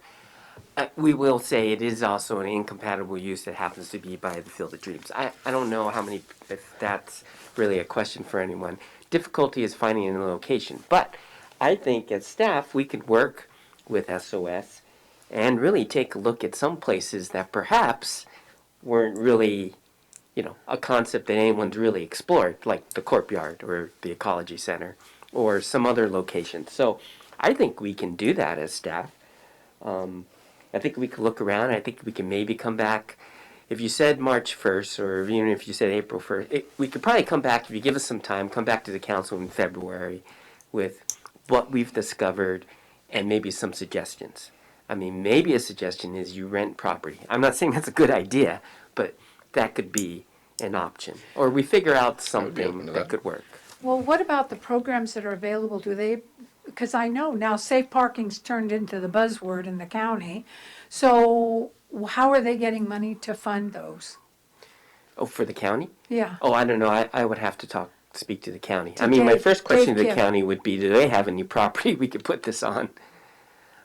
Just to move it away from the Field of Dreams. I get that. But then there's also where would it go? So I think we could explore that. I don't know why we couldn't. Sebastopol didn't have safe parking until just recently. So we should be proud of ourselves that we had this program before Sebastopol.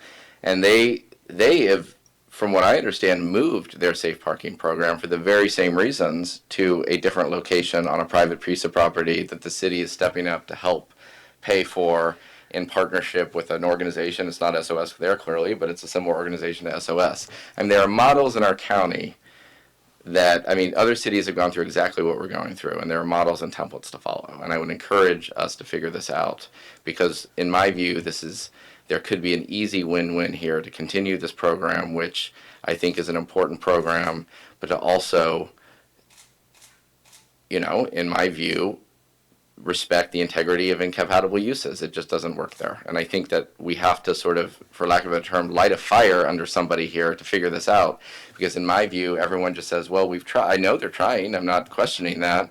But we just keep kicking it down. And I guarantee you in June, they're going to say, well, we haven't found anything. And so can we do it till December? And then in December, it's going to be until June 2023. And it's just going to continue. And so how do we stop that cycle? I'm asking you, Madam Mayor, how do we break that cycle? Well, I think you help the Field of Dreams people can help, everybody can help look for property. Well, let's do it. Let's make a community effort to find a great place for safe parking. I admire that, thank you. Thank you. Oh, I'm sorry, I don't know if, Actually, close public comment. Although I guess you can make an argument SOS has a comment. okay, would you like to come forward? SOS is trying to comment, thank you. Thanks, Garrett. Sure. Hi, everybody, again. Thanks for your commentaries and ideas. I just want to make clear that there are certain requirements that are part of safe parking that we need to consider, and I'm not sure how SOS can present those to the city so that they're a part of this search, if that makes any sense. I think the easiest thing is you would just work with staff and we would understand the guidelines and then figure out if any of the properties we're looking at meet the criteria. Perfect. Thank you.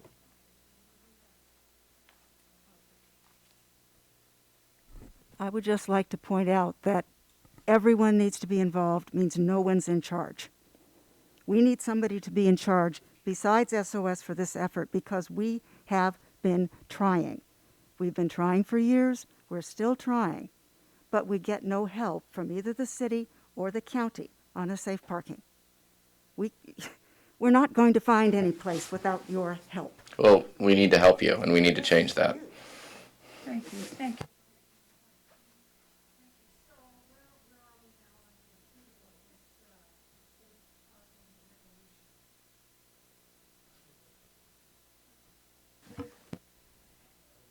Are we into Yes. council discussion? Yeah, yes. Well, I'm the first to admit that this is a serious problem, and we should do everything we can to support the Haven and to support safe parking. But I feel that we're being held hostage by the fact that we've got this situation in a parking lot which is not a good situation with incompatible use, and we're being held hostage to say, well, we can't find any other place, so they got to stay there because otherwise it's just going to spread all over the city, and we're going to have a bad deal for the whole city. I agree with Council Member Barnett that this has gone on too long, and when it goes for years and it doesn't get resolved, we've got to step in and do something in a more expedient fashion to get it solved. So by merely extending this MOU to June 1st, it just kicks it down the road. Unless we put an urgency on the thing with a tighter deadline and get the right people involved to find a place, it's not going to get done. And so I would be in support of shortening the extension to something like February or March 1st, and then getting on with the solution to the problem. Thank you so much. Thank you, Mr. Barnett. I appreciate, I'm actually listening to what you're saying. Thank you, I appreciate it. But what am I trying? I just forgot my thought being nice to you, Kel, so I'm sorry.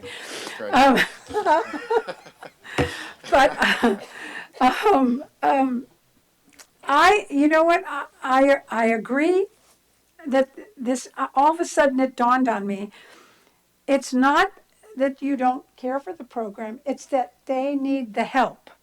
They need our help to move it do something with them. And I don't even know what that might mean. There's a lot, there's space on Second Street East, right behind that old building, the Pinelli building. There's an empty lot there. I'm not suggesting that, but I'm just saying there's there may be spaces, but we do not. I know they've searched, but I admire you for sticking to your guns. I appreciate it. It's so frustrating though for me. It's continuous, and but I will congratulate CDC and COC, Dave Kiff, who's there, Don Schwartz. They're actually, and thank you, Garrett, you're part of this. They're actually looking for solutions, and some of the money is opening up for us here in the Valley, not just Sonoma, for the Valley. So I think that's really important. You know what, it's up to the council to offer their, whatever they would like to say. Bob, you've made your comment. And Jack, do you have something you'd like to add? Yeah. Generally speaking, yeah, we need to support SOS. I'm a board member for SOS for 3 years.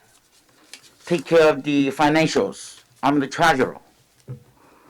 Every time when we had a board meeting, everybody is worried.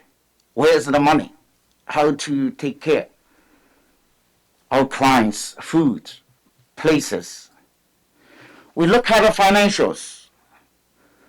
90% of our income comes from communities, donors, foundations.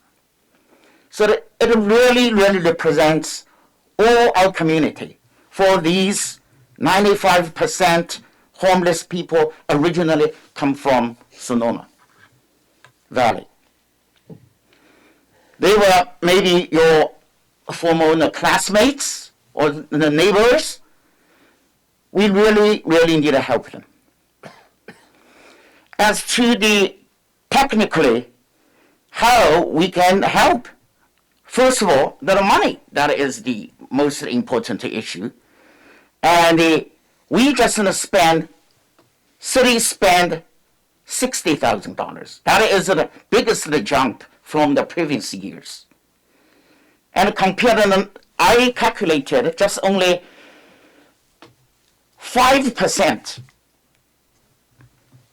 each single residents made the contributions. That's compared with the other cities we cannot mention. Cities just like the San Francisco, they spend $600 million right now. Increased, doubled this number year by year. We have the difficulties. They need help. SOS need help. The city need help. Last month, we have the county town hall meeting. Everybody showing the compassion, and then we want to do that, and we want to help and solve this issue.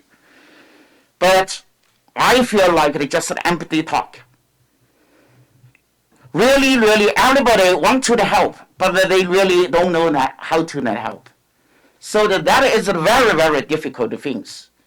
It's in a time, for example, for the location. Each and a single days for the SOS, board members and the staffs and donors, they are trying to find. For me, my personal, I visited 3 places, try to find the places. But it's very difficult. It's very difficult. So now, we definitely, as a city, we definitely need to provide support. Not only just only for the non-profit organization. We see in the future, our budget, we can classify it, put it in a different priority issue, because homeless is a really, really an issue. If they are not safe, they have the risk, our whole community not safe. So that is the issue we needed to. This is the city, I didn't give the SOS enough support. Right now, SOS looks like, city's agent. Actually not. That is the non-profit organization, charity organization. They took a big role for the city. So that we should appreciate it. And we cannot see, they missed the deadline. They missed they missed the documents. And then not allow them to do this because, suddenly, documents, regulations, maybe it's out of the dated. We needed to find a very lawful, solid ground to help the SOS. And because last year we have a court case, city government cannot easily move them out from any city buildings unless you can find a place for them in the shelter. So we also appreciated, the police enforcement chief, they help us and they do a lot of the work. Thank you.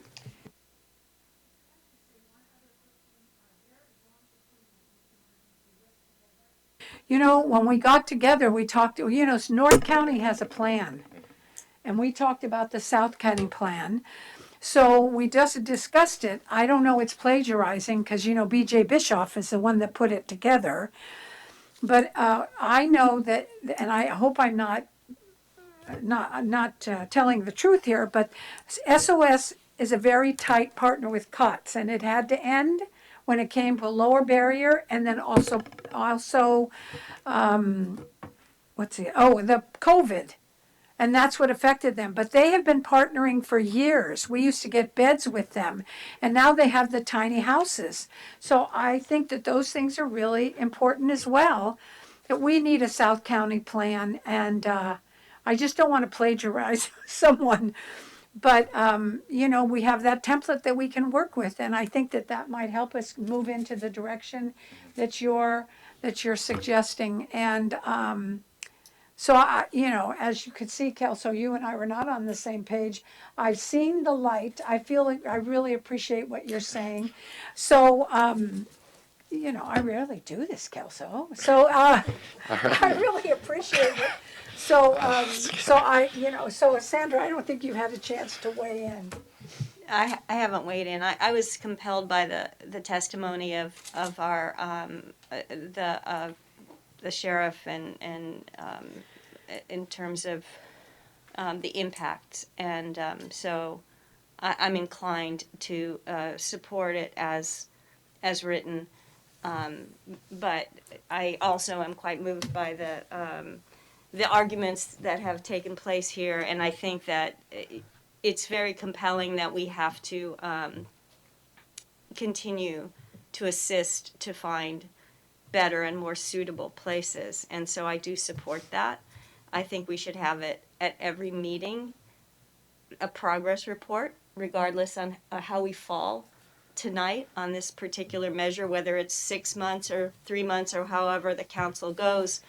I think the only way to get accountability for action is to have it consistent and to give a report back, and I think that will be helpful to us. I'd like to include in that report the efforts that are being made by the other, and I'm going to mess up the acronym, Annie Philanda's organization, and the update on their property that they've purchased and what's going on there.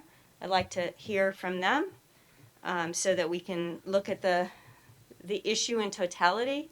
But I will say I'm moved by the staff on this issue in terms of the failure to not extend this would exacerbate the current situation. So that's where I landed, and I'll support, of course, what's going forward. But I think it's very compelling that we have to continue to do something, and we can't just do it every 6 months. We have to constantly be on it. So, and to dovetail on that, the North County, they have a person who is paid by TOT, or TID, I'm sorry, Sotomayor. I think Stephen Sotomayor, and he's hired to work for, I think it's Cotati, Cloverdale, Healdsburg. I think he does staff for all of them, and this is what he does.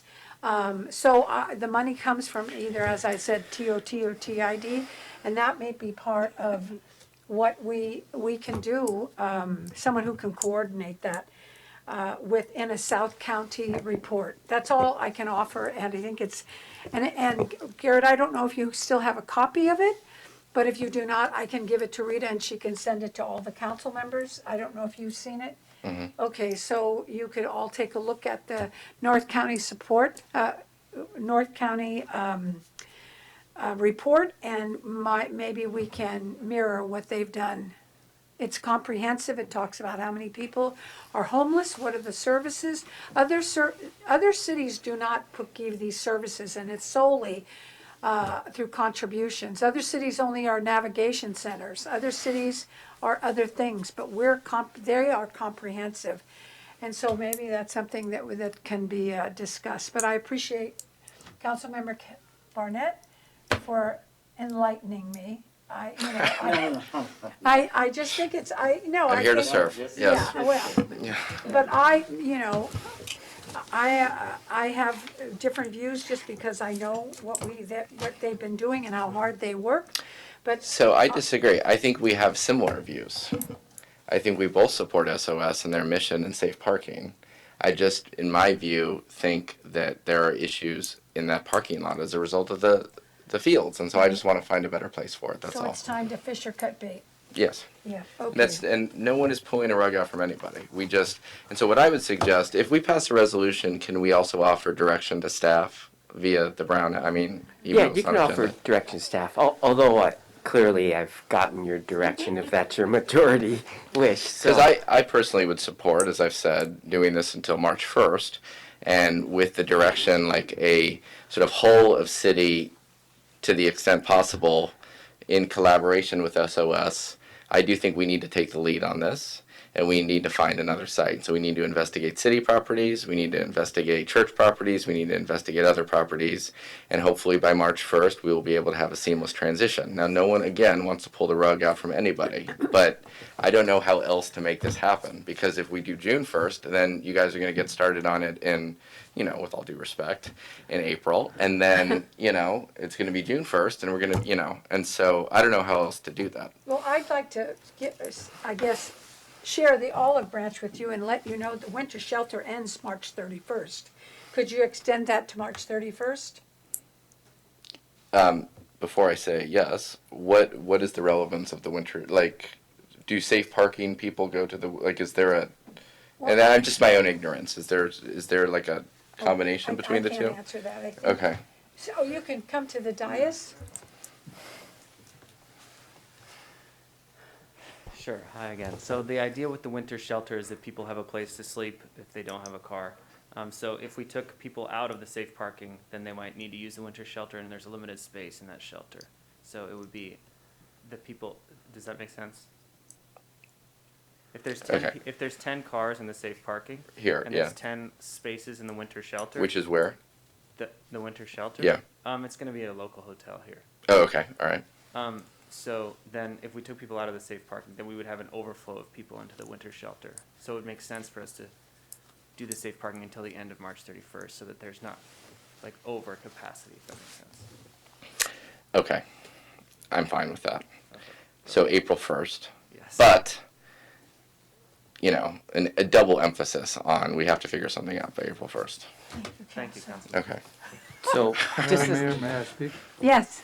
I would like to reinforce what Councilwoman Lowe said, though, that we have to stay on top of this. Yes. We have to have a report back every meeting to see how we're doing and to find out why we can't get it done by some deadline. We can always extend the agreement again, whether it be March 1st or April 1st. I agree. But if we don't have an urgent deadline, we're not going to act on it.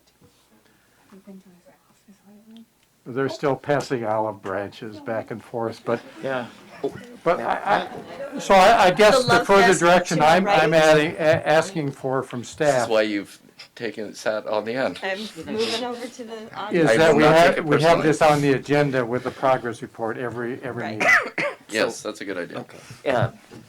So what are we supposed Madam Mayor, can I offer a suggestion to the council regarding the last comment? So I think the time frame's a little tough with the holidays report every meeting. It does place a burden on us. However, if you go to if you set your deadline at April 1st, I think for staff it's realistic for us to come back to your first meeting in February with everything that we found out, as well as a possibility of some different options.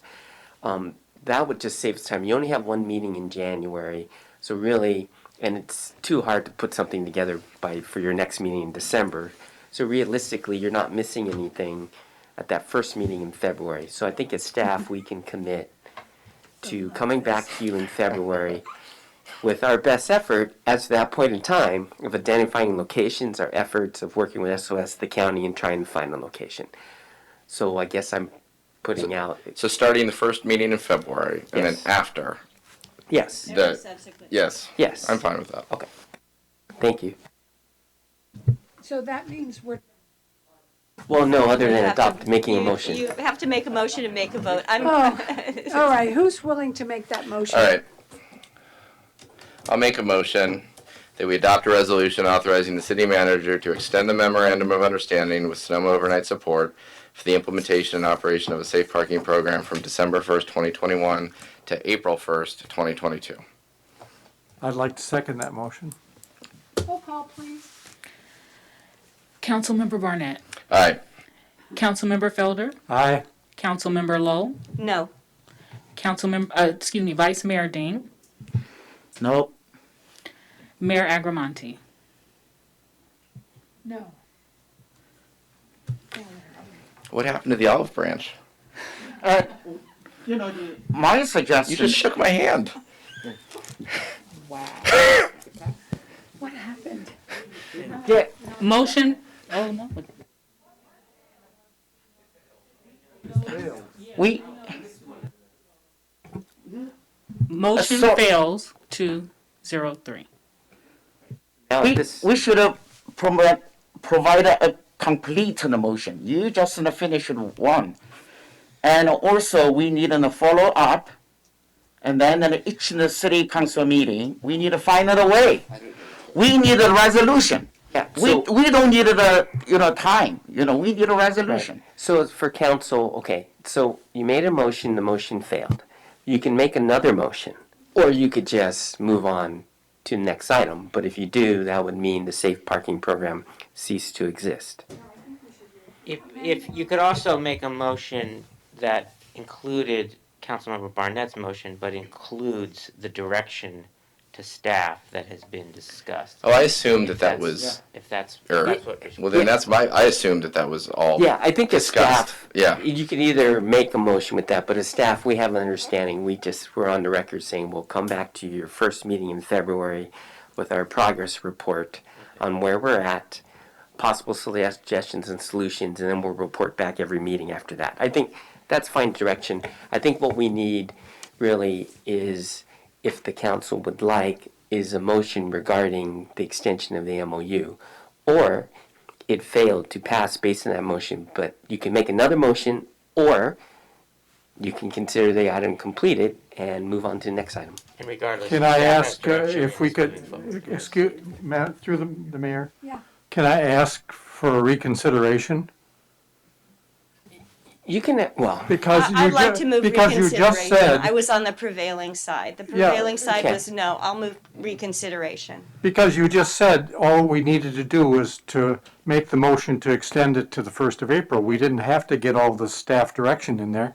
And I think there was some misunderstanding up here about that problem.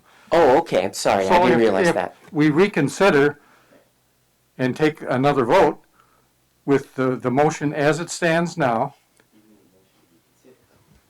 Yeah, so if Councilmember Lowe wants to make the motion to reconsider, I'd like to make a motion to reconsider. I was on the prevailing side. And you need a second, and then you need to vote.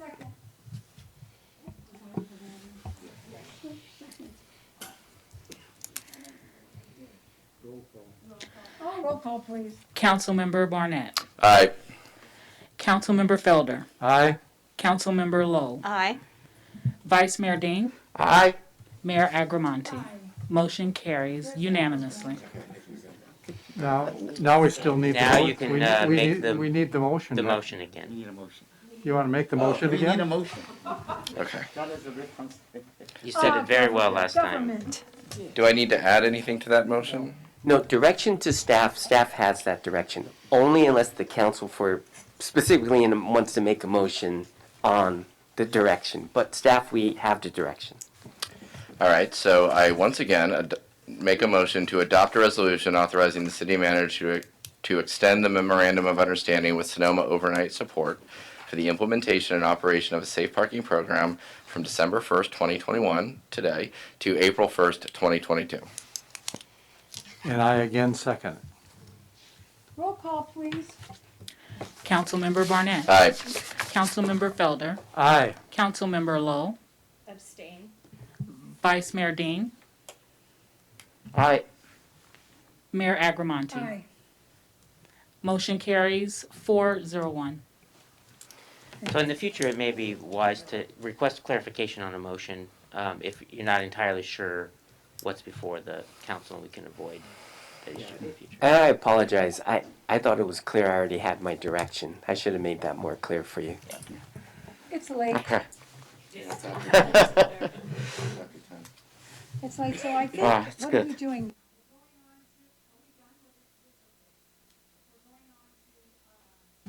What? 6.2. 6.2, okay. Announce the item, turn over to the city manager. What? No, wait a minute, I've got my other instructions. Okay, you can announce the item. Yeah. I have two things. So the item is 6.2, the selection of the mayor and vice mayor. Right, But I believe perhaps we could start with, I believe the vice mayor perhaps would like to make a presentation before I do the staff report. does that include cash and a trip? Yeah, a new car.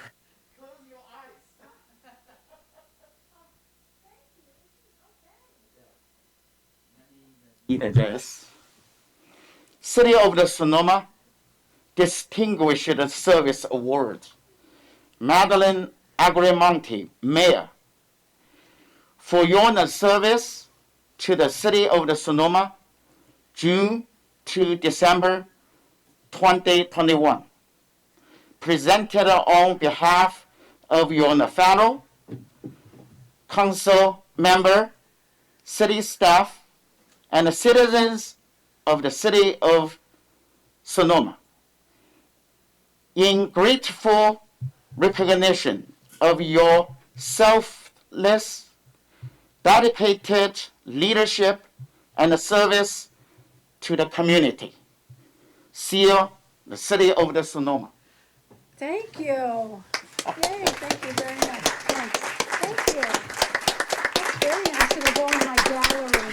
Thank you so much. You know, it's interesting. I think this was so fantastic, this discussion that we had. And, it makes me appreciate how committed we are with how we feel and how we share. It's so wonderful. Bob, Jack, the councilwoman, The new girl, yeah. I've got a TV show called that. Yeah, exactly. and Kelso, each one of you brings something to this council. And so it doesn't mean we have to agree, and tonight was a perfect example of it. But I think we came to some type of a conclusion that was good for both of us. I think Councilwoman referred to it as a love fest. It was just wonderful.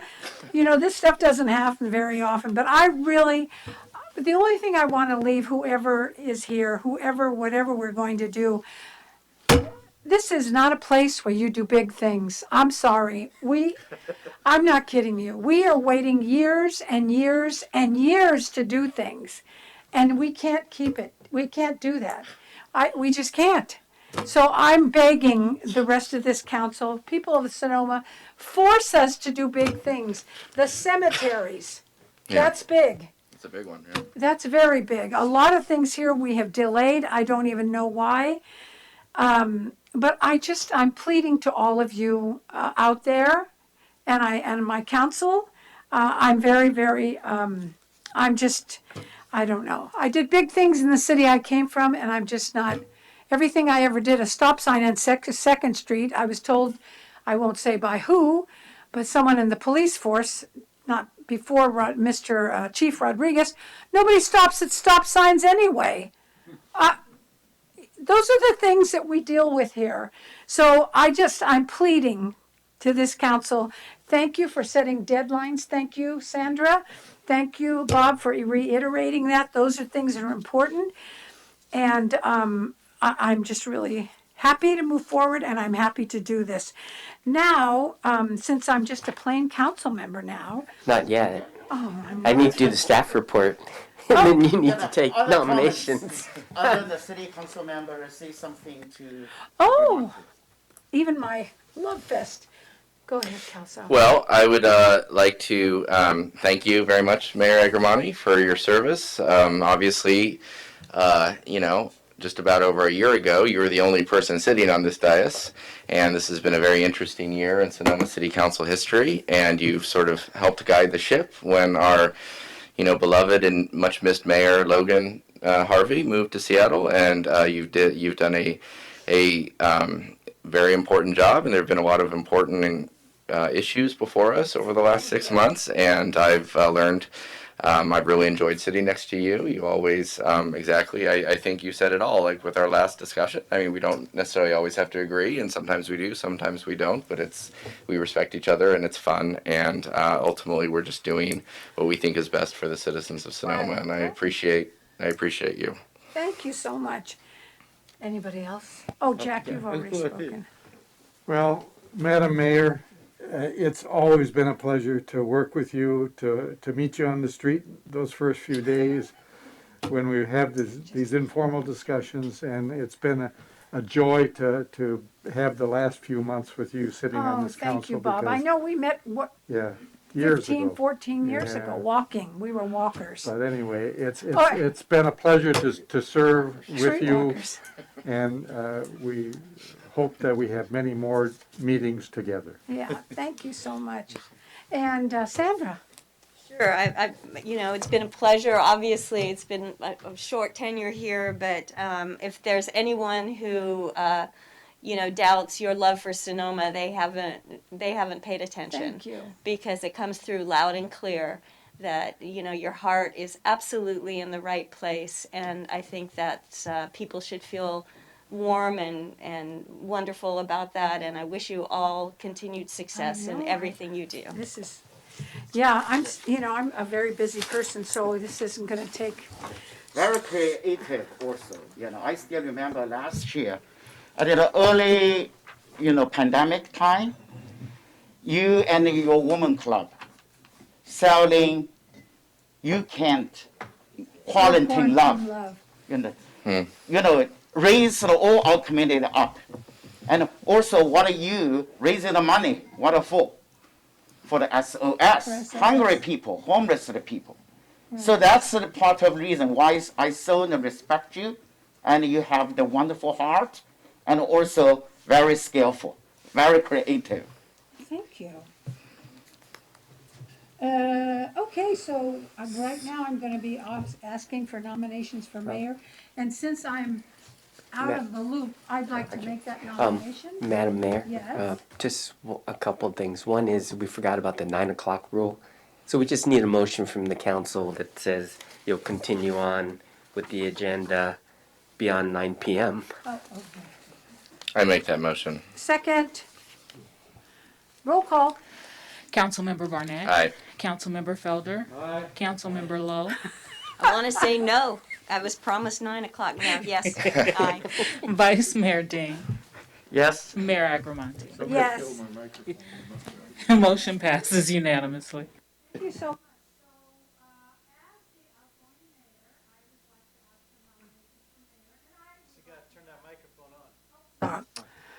Oh, God, help me. And I'd like to ask for the privilege of being able to nominate Jack Ding for mayor. And I think that is in the way of a motion. I would like to second that nomination. I think Jack has been an excellent vice mayor. I think he has inspired a lot of Sonomans. He is exactly who Sonoma elected. He comes prepared. He does his homework. And you, as Councilwoman Lowe said about our mayor, you can't doubt his love for Sonoma. And so I second that nomination. Oh, not me. You may want to take public comment before you actually all right. vote on the motion. Take it out to the public. See, thank you. I just want to say that Jack Ding has been an important part of our community in various different respects, and we so appreciate him as public citizens of Sonoma. He shows his love for Sonoma on his sleeve everywhere he goes, including his membership here on the council. So we greatly appreciate him and approve your nomination. Thank you, Francisco.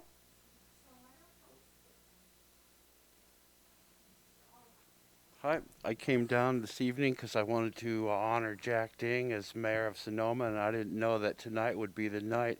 Just like always, when the agenda item I want is always last on the agenda, and everybody has got like everything in the world to say about everything beforehand, but stuck it out because I wanted to be here and honor you, Jack. So congratulations.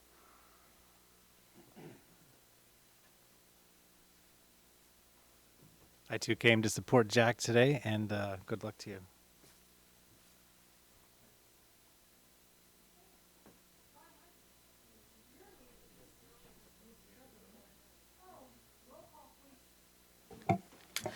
Councilmember Barnett. Aye. Councilmember Felder. Aye. Councilmember Lowe. Aye. Vice Mayor Dean. Aye. Mayor Agramonte. Aye. Motion carries unanimously.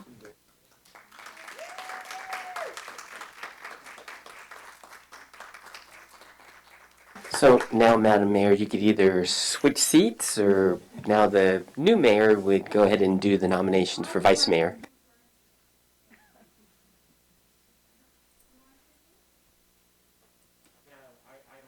Well, We can do it next time. You could do it next time. I mean, the reality is there's Not really the no more Paris Peace table. items. Oh, you got, oh, I forgot. Photo op. Okay, photo op. Oh, photo op. Sorry.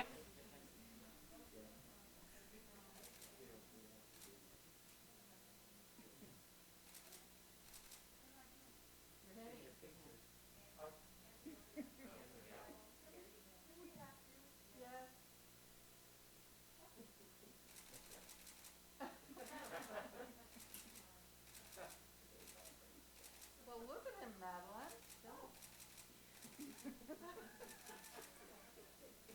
Okay, I'm happy.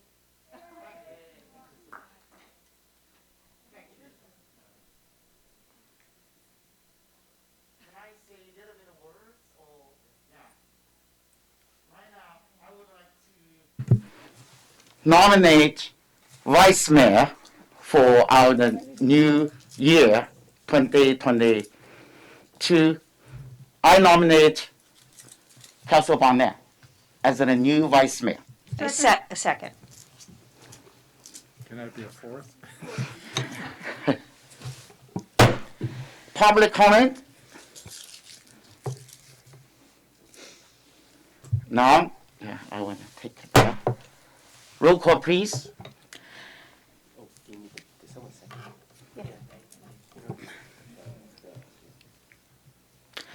Councilmember Barnett. Aye. Councilmember Felder. Aye. Councilmember Lowe. Aye. Councilmember Agramonte. Aye. Mayor Ding. Aye. Motion carries unanimously. Yay. Congratulations. We will work together for homeless issue. Yes, we will. Yeah. Yes, we will. Oh, wait a minute, we have to do one thing. One thing. Couple Oh. of things, reports. Oh, I want to say some of the simple words. Is okay? Maybe a couple of minutes. Yeah, I just We're not done yet. yeah, I want to show you, we still have sure. council member report. So do you want to go first before that and the city manager's report? I think let me speak a little bit. Yeah, of course.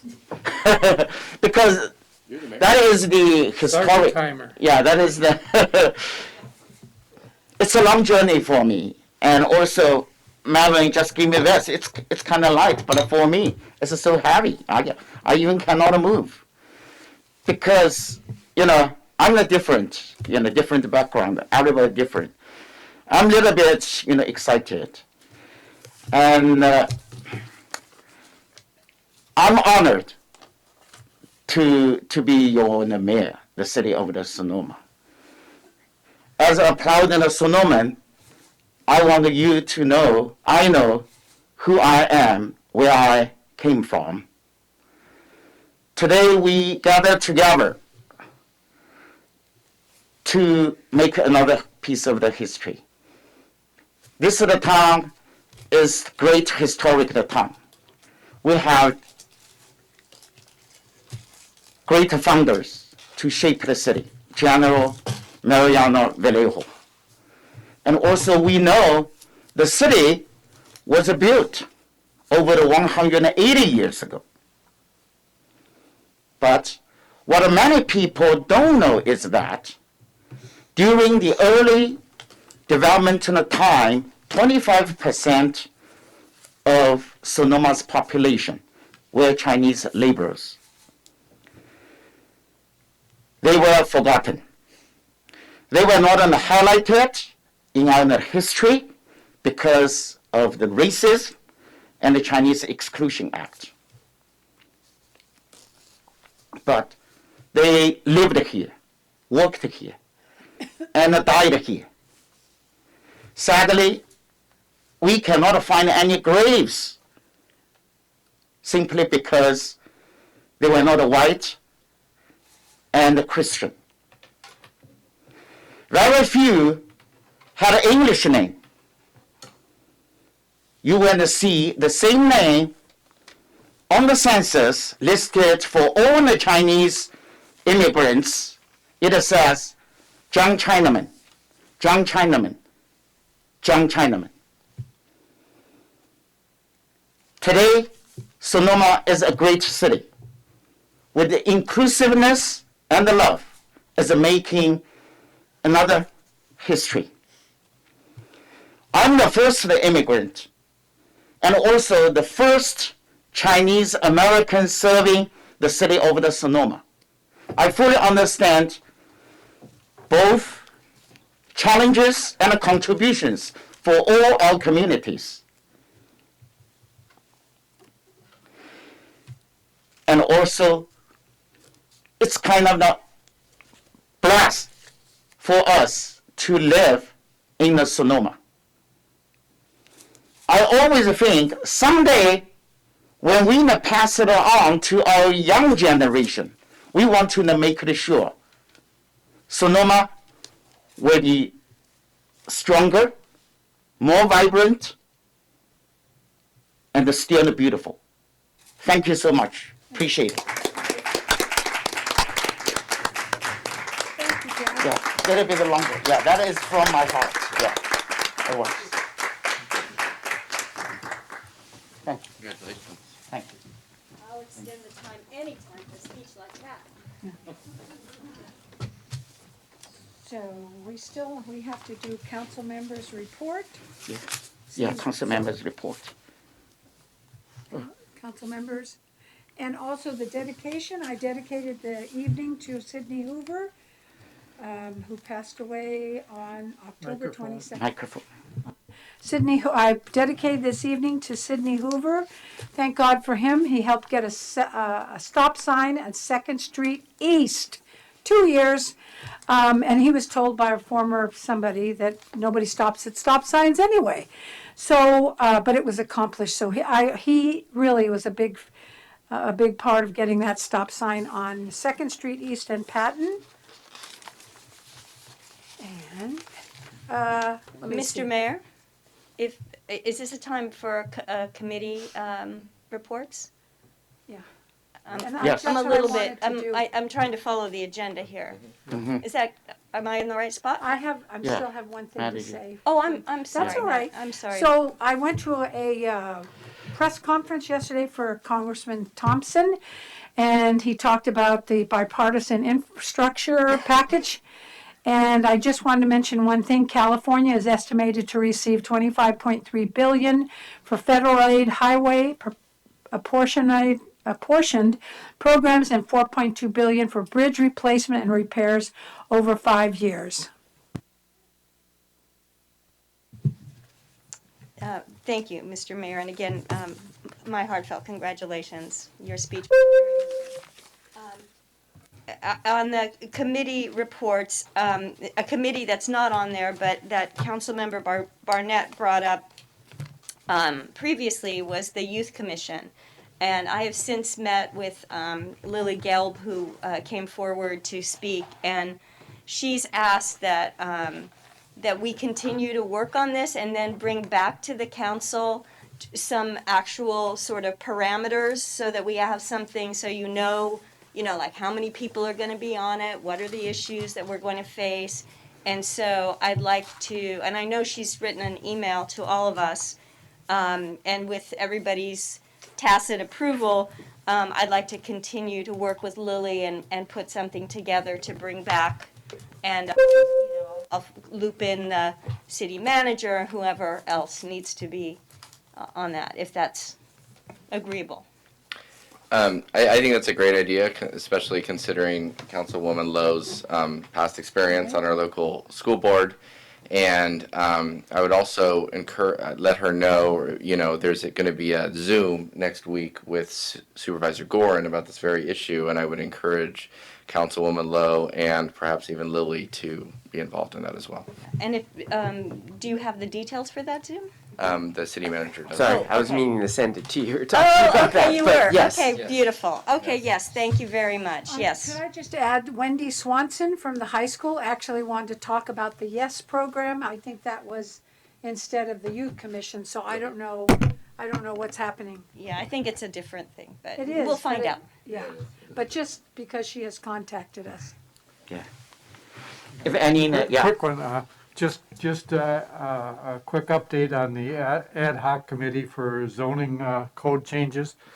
We have been meeting on Mondays and we have put together a draft ordinance for SB 9, both for two unit development and for split lots.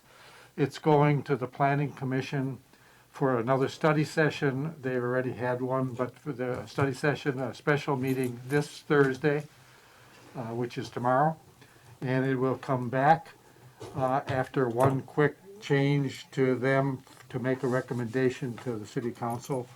We expect to see that ordinance here on the 15th of December. We're trying to get beat the deadline of January 1st to get that on the books. So it'll be an urgency ordinance. That was a great update. I would like to offer an update on the SVCAC, but the last meeting for that was during the same time as our last city council meeting, but it was all about SDC, which we discussed tonight. So I feel like the public has been sufficiently updated on that. Is it? Are we done? City manager, you have anything? Oh, nothing to report other than the item there, future agenda items. Okay. Yeah, sure. I would like to ask is it possible to meet earlier in January? I realize that with the staff being on vacation during the Christmas holiday, it's tough, but with all of the things we got going on, I would hope that maybe we could squeeze something in that first week of January as opposed to just meeting on the third week. I know it's been traditional to skip that first one. So Can we have a special meeting and get something yeah, whipped up in a hurry? So I would say it's really difficult to try to get agenda and all the staff information available by January 5th when we come back January 3rd without me making staff work over furlough. If the council really wanted to meet sooner, we could have a special meeting on January 12th, but that can possibly create conflicts with the CSEC if you wanted to have a joint meeting with the CSEC. Okay, well, if we're going to do that, if it's impossible, it's impossible. Yeah, I would say it's practically impossible. Okay. But we are aiming for a joint meeting on the 12th then? Yeah, with the CSEC, I believe all the council members indicated you could attend that meeting. Okay. And so we're planning to do your joint meeting with the CSEC on January 12th, and then you'll have your regular council meeting on the 19th. Okay, thank you. How about the city attorney, Dave? No report. Anything else? Otherwise, the meeting go. We will read into closed session. No, yes. What you would do now, Mr. Mayor, is you would just see if there's any public comment on this closed session item. And if there isn't any, then you would just move into closed session. Comments? Otherwise, we are going to close the section. We'll be back.